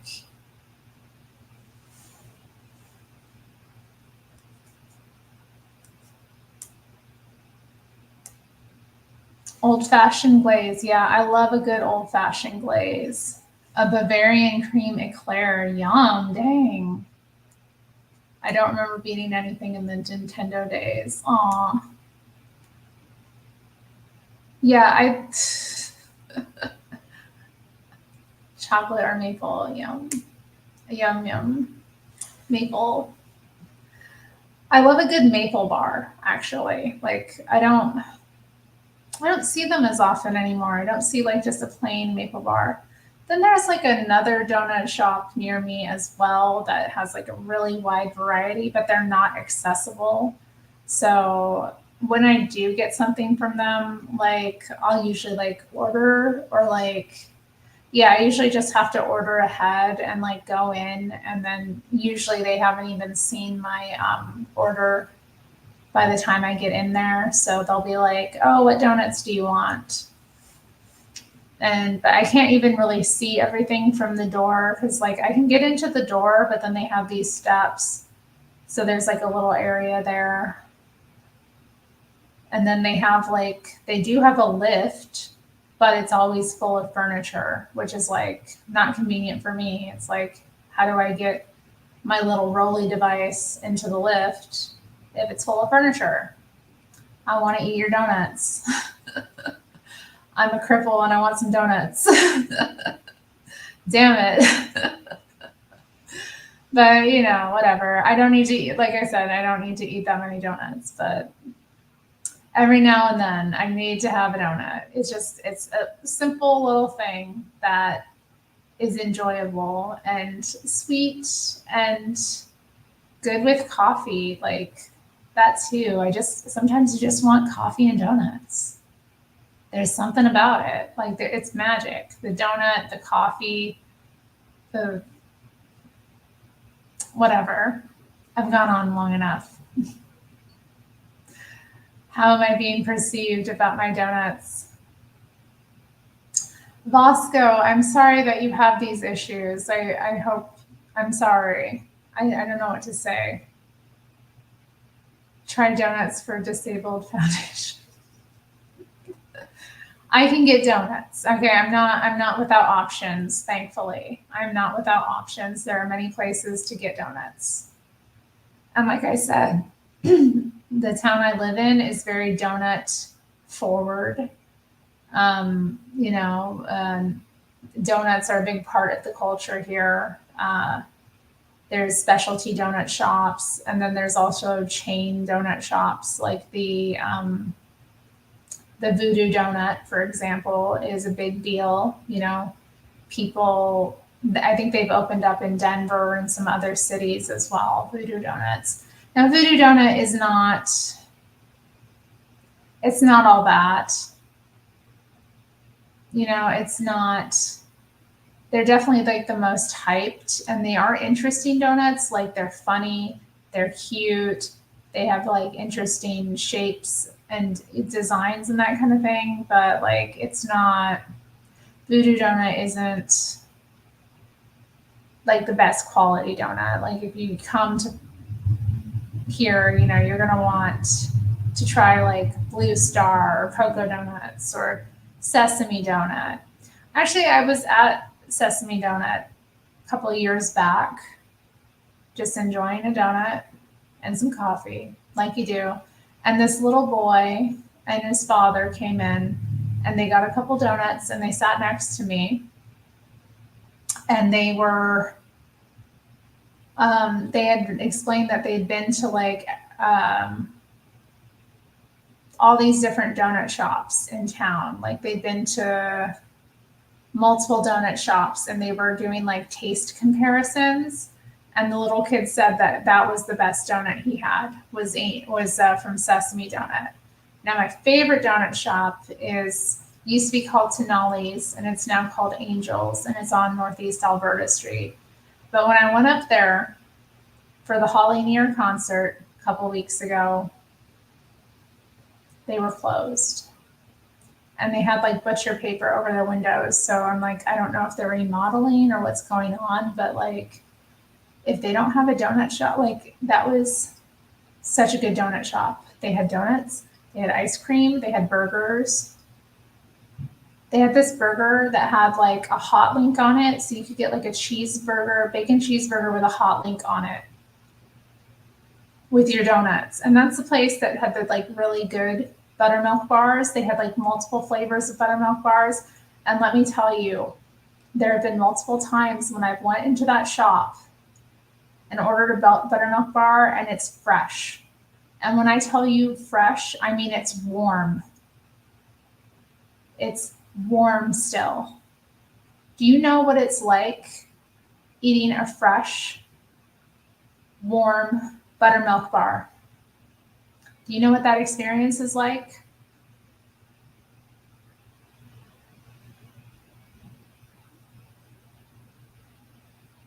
There's nothing like it. It's incredible. It's like, so imagine you have that with your cheeseburger, bacon cheeseburger with the hot link on it and a milkshake. I mean, you're having a fat ass experience. They're both fresh and hot. Hello Ron Argelinas. I think I brought you up earlier. You're talking about the JLP network, and I remember you telling me that your favorite was Hake, and I was like, ugh. But then I was like, I got to watching his show, and I was like, yeah, he is my favorite too. It took some time though to warm up because at first I was like, but then I was like, Ron was right. JS, thanks for making me hungry. Hey, anytime. I don't know about these other chatters though. They need to stop. Come on, like no potty talk. That if you're talking potty, you're not getting up on here. I do not care. We don't. That's nasty.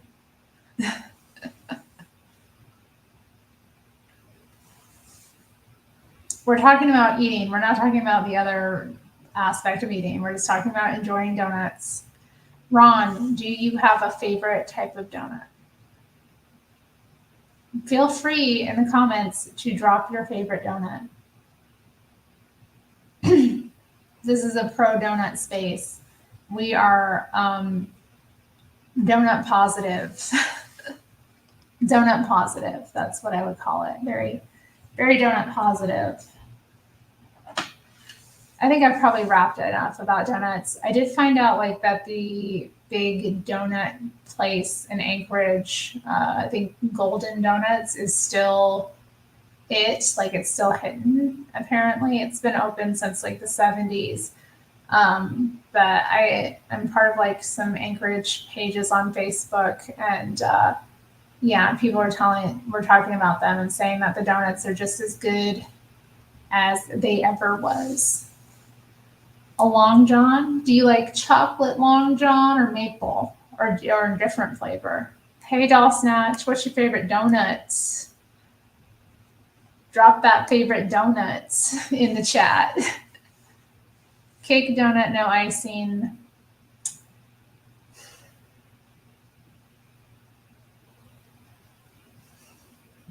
No more donut hot. Yes, with Vietnamese coffee, that's the stuff. That's what Cocoa Donuts does. Okay, that's why I like to go there, especially in the summer, because you get like a nice soft, sweet donut. And then you have like the Vietnamese coffee, so you can get it hot or iced. So it's just like a sugar like attack, and then you wig out and you shake out of there, and then you like go about your business. Okay, that's what I said my favorite one is. Girl. Same. It's so good. Just that classic.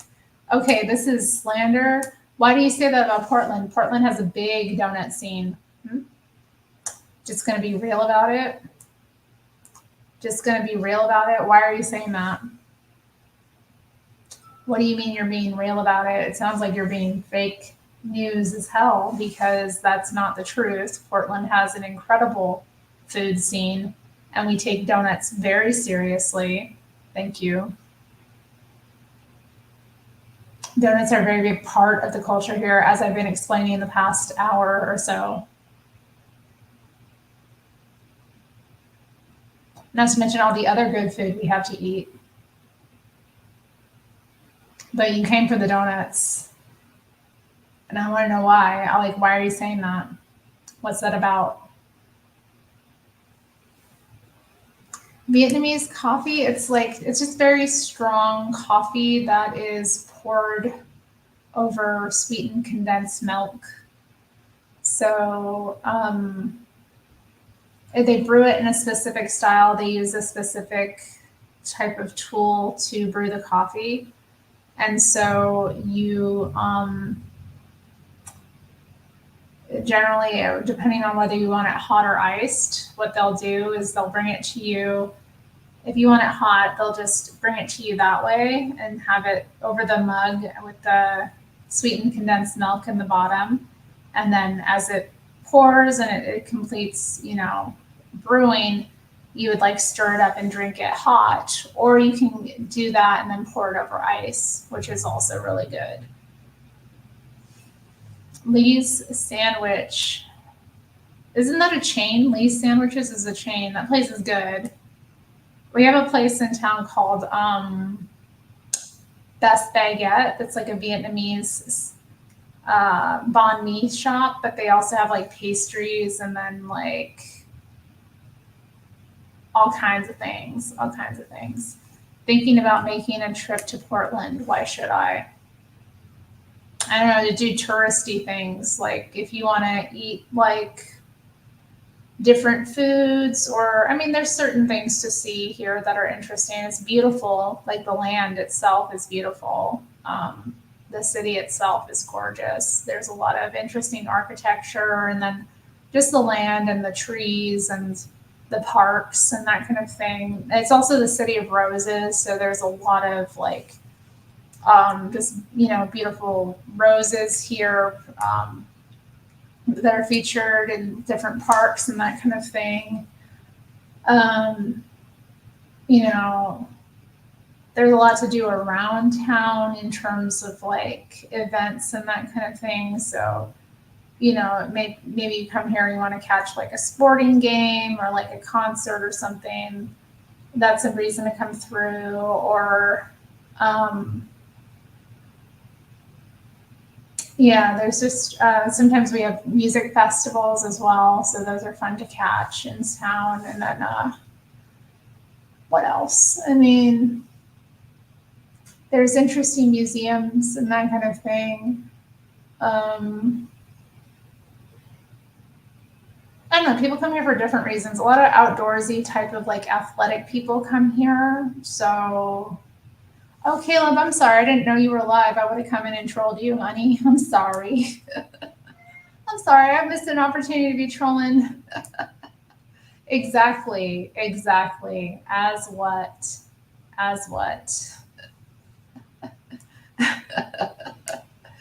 It is horrible. It's horrible being perceived. It's horrible when people perceiving you and like thinking about what they're perceiving about you and all of that getting in your head about it. And, I'm sure, it's kind of tongue in cheek as well, but we all have those moments, right? Where we get kind of in our head like, oh, I could have done that better. Oh, okay. Yeah. See, you can get a free sex change. You come to Portland, get a free sex change. Camp out on the sidewalk without getting arrested. Do they have one at Universal Studios? I know that they have them all over the place now. Yeah, you could look at the rivers. There's Columbia and Willamette. There's a lot of like natural beauty here. Try not to care what others think. Yes, I know, but then there's the issue of like, how do I put this? Like yes, I mean, generally that is my attitude. I just go about my life. But then there's also, I think, just social isolation I've experienced since, the pandemic and working from home and just not seeing people that often. When I do interact with people, like, I'm even more self-conscious, I think, just because it's not necessarily like an everyday experience for me. And I'm kind of noticing like when I do, I guess I'm just more kind of, in a way, it's not a bad thing, but I do tend to kind of analyze myself a bit more and realize what I like or don't like about the interactions. Why are you acting crazy? You want more food? I don't want to give you more food. I think you got enough food today. I don't think you need more food.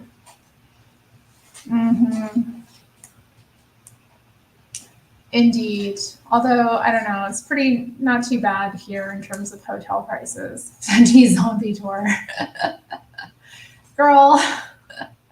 Yeah, I mean, yeah, you might see something good like that. Um, it's I always say it's not that bad, but it is pretty bad. It's it's a mixed bag. It's a mixed bag. I feel like I love my town, I'm very fond of it. Very fond of it, but then, there's issues. There's serious issues going on. There's serious problems, and the economy hasn't recovered in the way that it could have. And I think, take my hair down finally. I think, I'm inclined to be positive, but, it's just over time,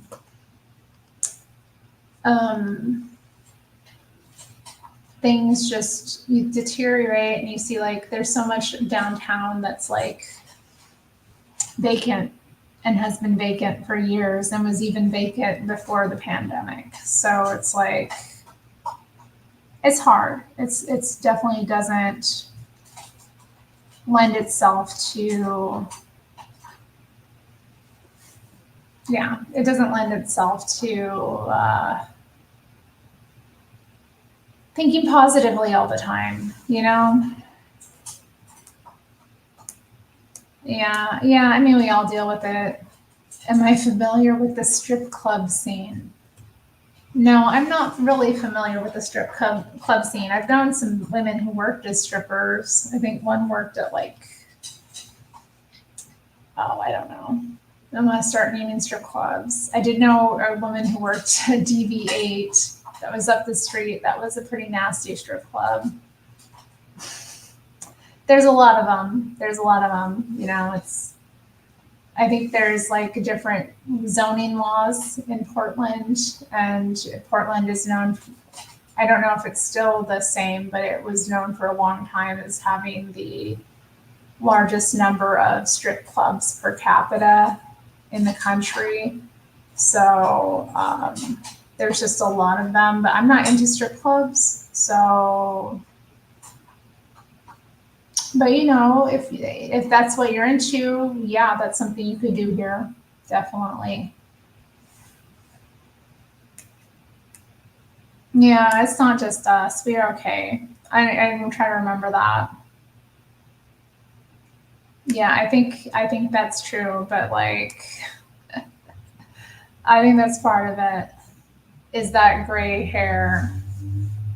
Yes, it is. I've got gray hair here on this side, and then I've got gray coming through on this side.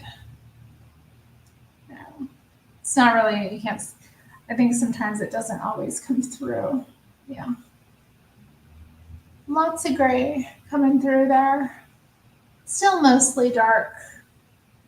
Hmm. Yeah, oh, Tampa is trashy. I don't know. I've been through Tampa a bit just because my family lives kind of outside of there. So it's the airport I have to fly into to visit them.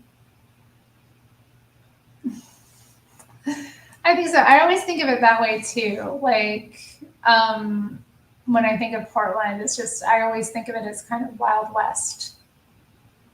It's a Wild West sort of place. So, um, and I think it definitely has that kind of thing. It's always been kind of a seedy place too, like the history of it. Always had kind of the criminal underbelly and just seediness and darkness to it since it was incorporated, since before it was even a town. So just try to remember that about it, and not get too discouraged about the fact that we're going through it right now. I mean, the whole country's going through it right now. The whole world is going through it right now, honestly. I mean, the pandemic affected pretty much every country. So try to remember that and not get too upset about it. They say when you get when one gets their first gray hair, that is how we know we should begin to contemplate life. I've had gray hair since I was like a teenager, though. Like I noticed my first gray hairs when I was 18. I remember finding them, and I was kind of like excited too. I was like, "Oh, rad! I've got some grays." Hmm.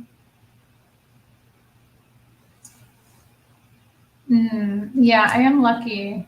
Wait, what's blasphemy? When I was talking about Tampa?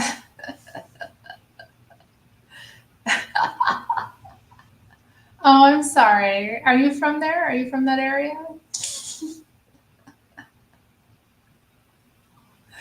I don't know. Yeah, I don't know. I think, yeah, no, Tampa's not bad. I don't want to say that about Tampa. It's just like, yeah, I retract my statement. Tampa isn't trashy. It's where, like, I have to go. That's trashy. It's not even that trashy. I mean, it's like suburban. I really hate the suburbs. I hate the suburbs. I don't belong there. I don't like being there. It's suffocating. So,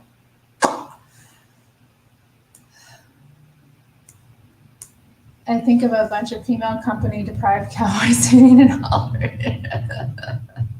That would be fun. If it were more like that, I think it would be more interesting.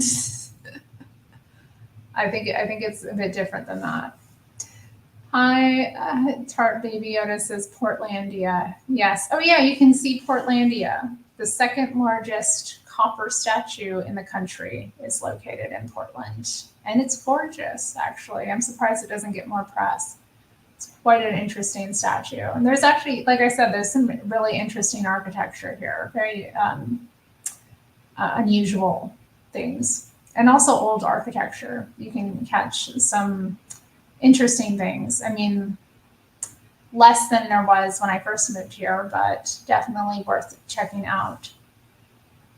Thank you, Caleb. Thank you. I was hurt. I was like, why am I being given this nonsense about gray hair? Like, it's an honor and privilege to go gray. And I think it looks dignified too.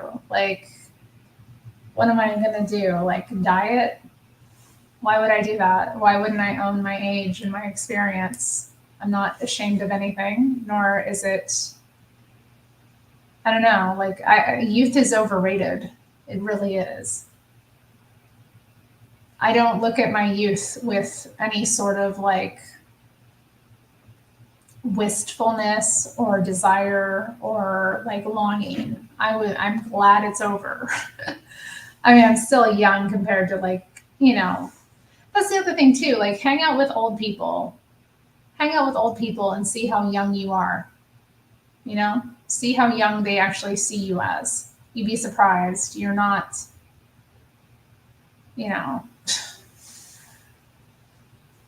anyway, you be middle aged and to them you're very young. So, it is a bit like that, Tar Baby, but I don't think I want to put that up on the screen. Okay. But yeah, that is part of it too. There's definitely,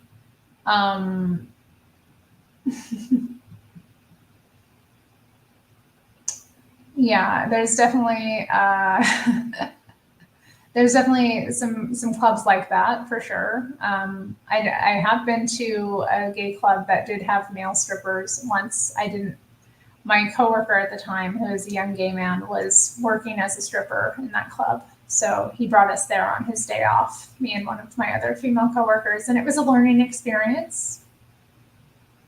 Definitely was a learning experience. I didn't realize what he was gotten into, but he was a mess. I haven't seen him in a long time, but I hope he's well. He moved to San Francisco and started going by the name Element. So who knows?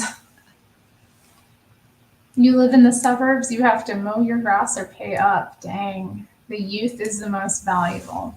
Why do you think that? Why do you think youth is more valuable than other times of life? I mean, what if your youth sucked? What if you like really struggled in your youth and then you like hit a stride in your middle age and then your older age, you like have everything you ever wanted? Wouldn't that be far better time? Why do people look at youth? I mean, youth is really, like I said, it's overrated. I don't agree with you. Youth does not beat experience in any capacity. Youth can be charming, but charm is fleeting. I just don't think it's that interesting. Like honestly, if I had to hang out with somebody like old or somebody young, 9 times out of 10, I'd rather be around older people.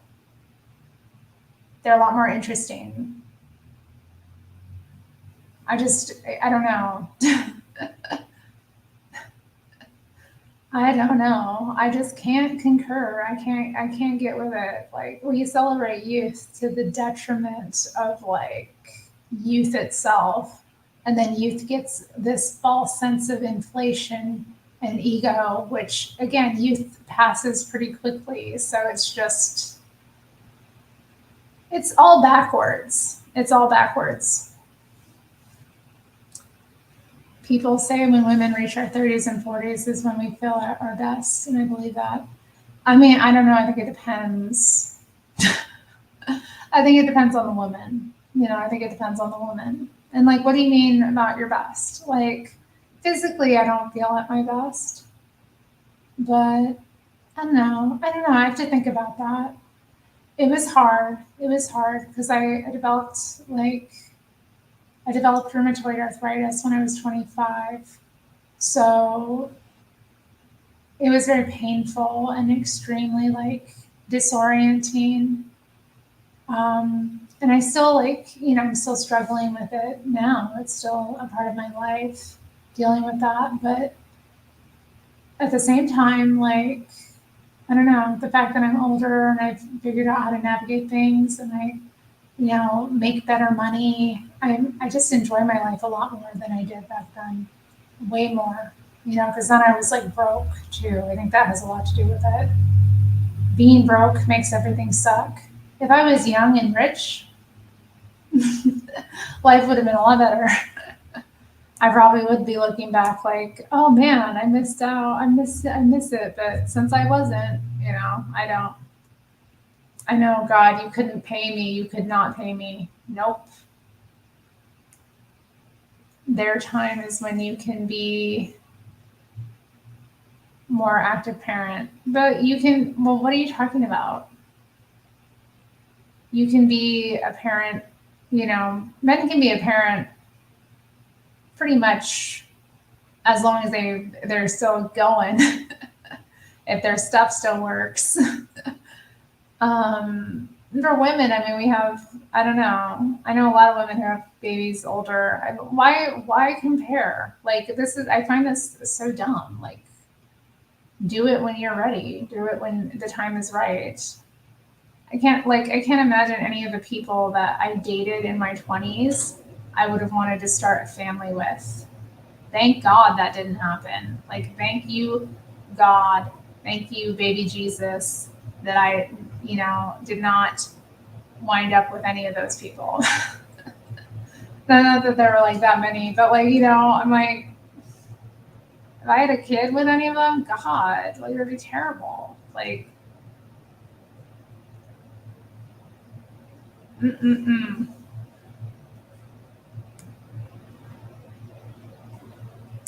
Yeah, yeah, I agree. I agree. You just know more. You understand yourself a lot better, I think, and you also appreciate yourself a lot more. And I think you're more likely to love yourself. Yeah, I think that's it too. Like you kind of hit that kind of peak where you just, I don't know, you understand yourself as a woman, and it just is natural to you as well. And family is good for the country, and it's good for health. Depends on the family. I think in Will Ferrell's movie,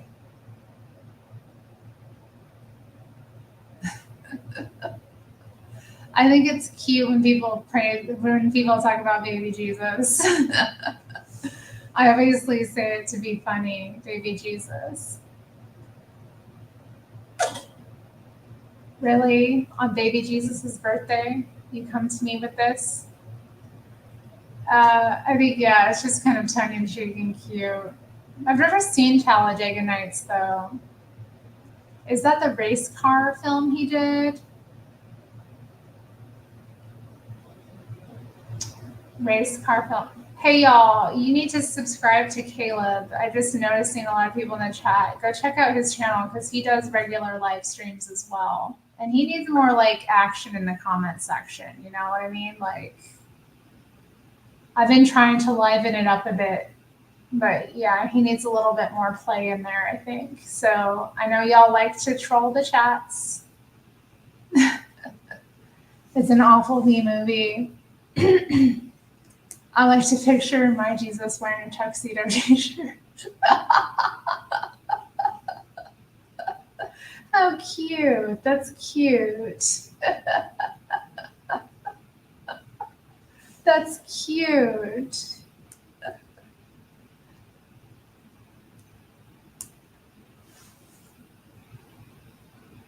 Oh, that's nice. I love this kind of films.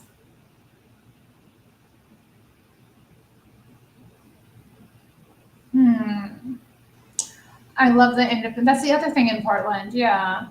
Who was it? Bosco asking about Portland? Yeah. Independent theaters. We have a lot of independent theaters. So that's kind of a fun thing to experience here as well. Like the Hollywood is always showing classic 35 millimeter films. So that's kind of fun. And it's this, classic old theater, but then there's other independent theaters. There's like interesting film events. It's even like there's a bit of a film community here as well. I mean, there are TV shows and movies that do get filmed here. Oh, is it from that? Oh no. Oh no. See, I'm totally out of the loop. I don't know anything about Talladega Nights. I feel terrible. I haven't seen many Will Ferrell films. He's funny. I mean, I think I saw Step Brothers and I didn't want to laugh, but I laughed and laughed. That was him and like John C. Reilly, right? Other Will Ferrell films. I'm trying to think. Anchorman? He was an Anchorman, right? So I've seen that. I know he did like the Elf film too, but I never actually watched it, even though like one of my old customers back in the day, she found out I'd never seen Elf and she brought me the DVD and was like, oh, you gotta watch it. And then like, I didn't watch it.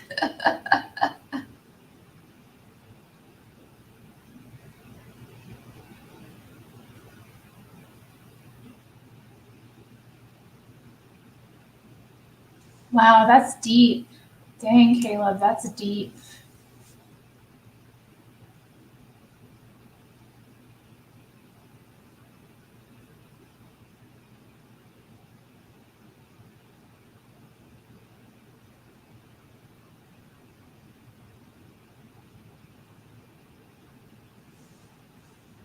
That's deep.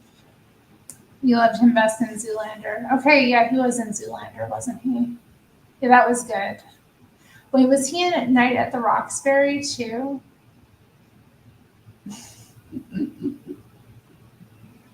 What's deeper than comedy? Hey, what's deeper than comedy? Comedy is like, what hits more than comedy? I mean, like, think about like all of the incredible comics that have existed throughout time. They've always been kind of on the cutting edge. I mean, like Norm Macdonald's one, or what about like Bill Hicks? Bill Hicks was a visionary comic, really ahead of his time. I mean, I love that Lori did. She did like a two-part series, remembering Bill Hicks recently. Lori Spencer did. That was really cool. She she played some of his like classic stuff, and she kind of talked about how his kind of worldview has become a lot more mainstream, you know, a lot more mainstream. Land of the Lost. I don't remember that. Is Will Ferrell in that? I'm not familiar with Land of the Lost. And yes, Jesse is always laughing and joking too. Yeah. I mean, I think, yeah, a lot of humor is kind of one of those things. It's like the laughter helps the medicine go down, laughter helps deliver the truth more, you know? And the truth is funny a lot of the time. Like the paradoxes in our reality, the like the chaos is sometimes so funny. You can't help but laugh because it's ridiculous. But yeah, I appreciated her doing that, like kind of remembrance of Bill Hicks. I hadn't realized it had been what, like 30 years since he died.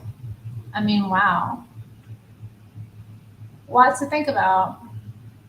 And he's funny too because like I don't know, like I wouldn't say I would be like politically aligned with him necessarily. He had that joke about how like politics makes strange bedfellows, which is kind of where Lori got her podcast name from, I think. But yeah, he's had that joke about how Saddam Hussein like wanted to have George Bush's head like turned into a football or like a soccer ball and kicked down the street or something like that. And he was like, dang, me too.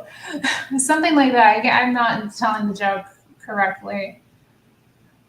Now, I've never seen Wedding Crashers. There's so many like of these movies I haven't seen. Somebody brought up Bridesmaids recently. I haven't seen that. I saw like one clip from it and I was horrified. I was like, that didn't make me want to watch Bridesmaids at all. At all, at all. I was like, no, no, no, no, no, no. Irreverent is annoying. You don't like irreverent humor. So you're not like a fan of, I don't know, the late George Carlin, for example. My grandma loved him. She always called him, he's so irreverent. You don't like irreverent humor? What?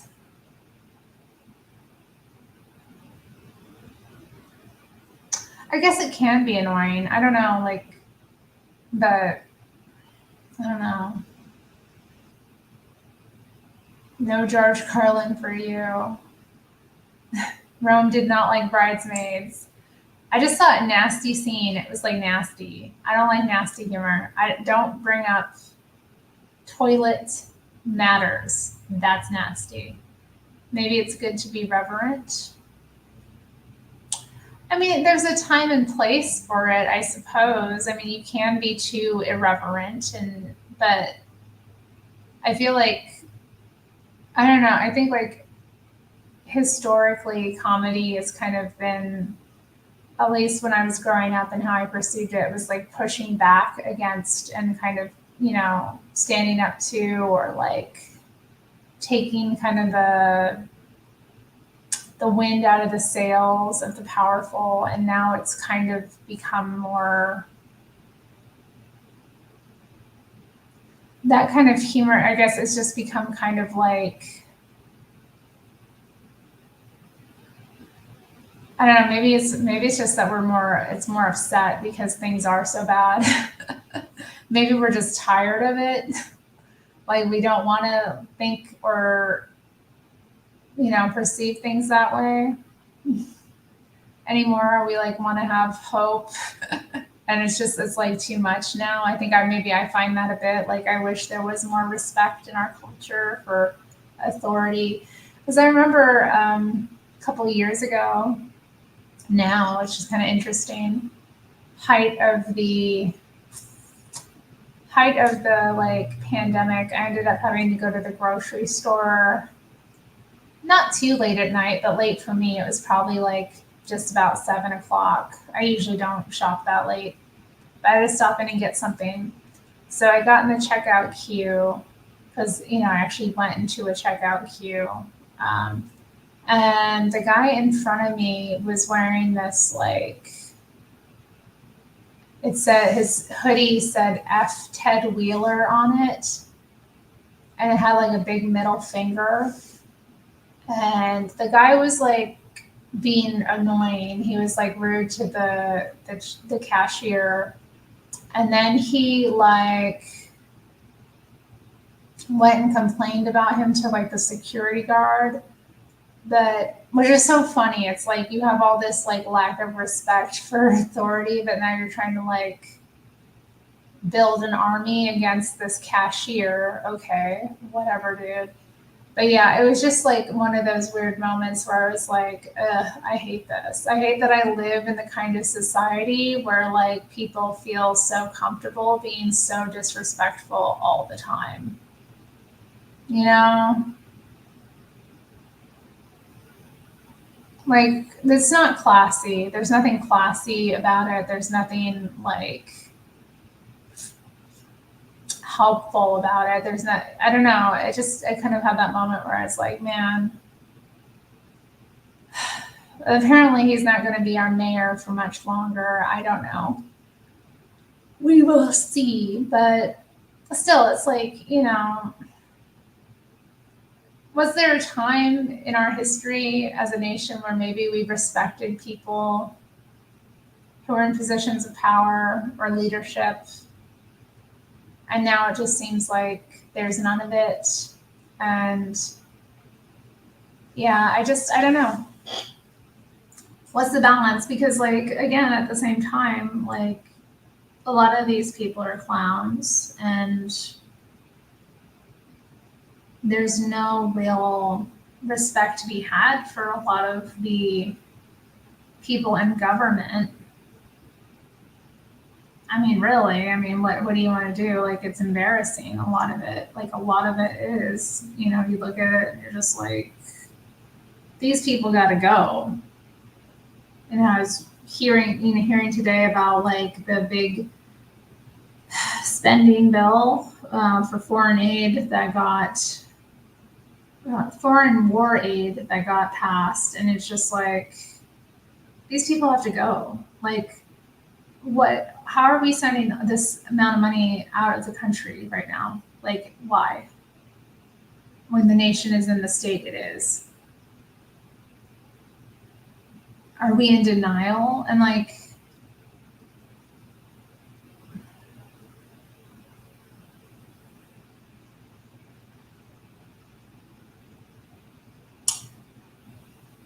but it's just, it was going to happen regardless, I think, because they don't serve us, they serve their business interests, their lobbyist interests, their business interests. No, I wouldn't be in favor of that, Stacey.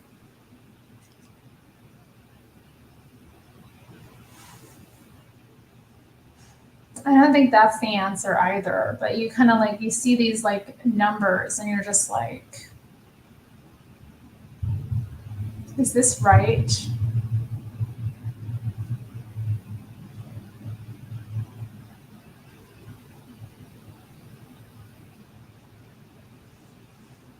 Bosco is remembering the good old days with me when we valued men's time and women's time, and we valued time for the children, and we generally valued time.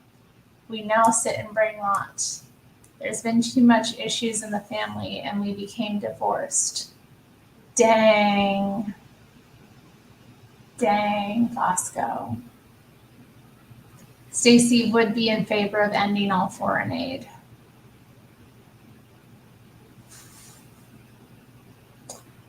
I don't know. I wonder, like, would it help? Maybe it would. Maybe it would. I don't know. Like, but then again, I'm like, I don't think it's necessarily, I mean, I don't even want to say it's a necessarily bad thing. I just think, we do have these investments as well in other nations. I don't know. I don't know what the answer is. We value our own time more than the family time. I mean, that depends. I don't know, Bosco. I don't have like a family of my own, so I am my family. I mean, I have my extended family. I have my brothers. I have my mom. I have aunts, uncles, cousins. But like,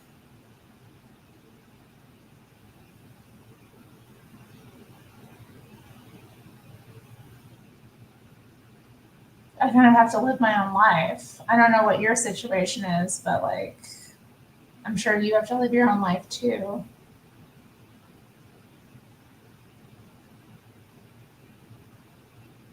Family time is important, though. It is good. It's good to be with your kin,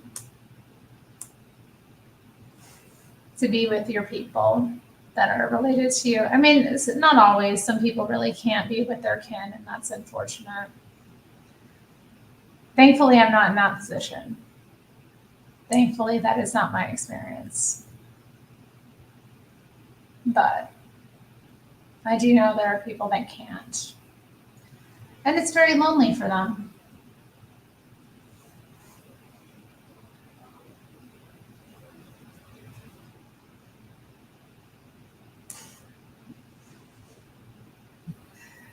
Well, that's what we're doing, right? Being influencers. Influencers. Anyway, I'm going to skedaddle.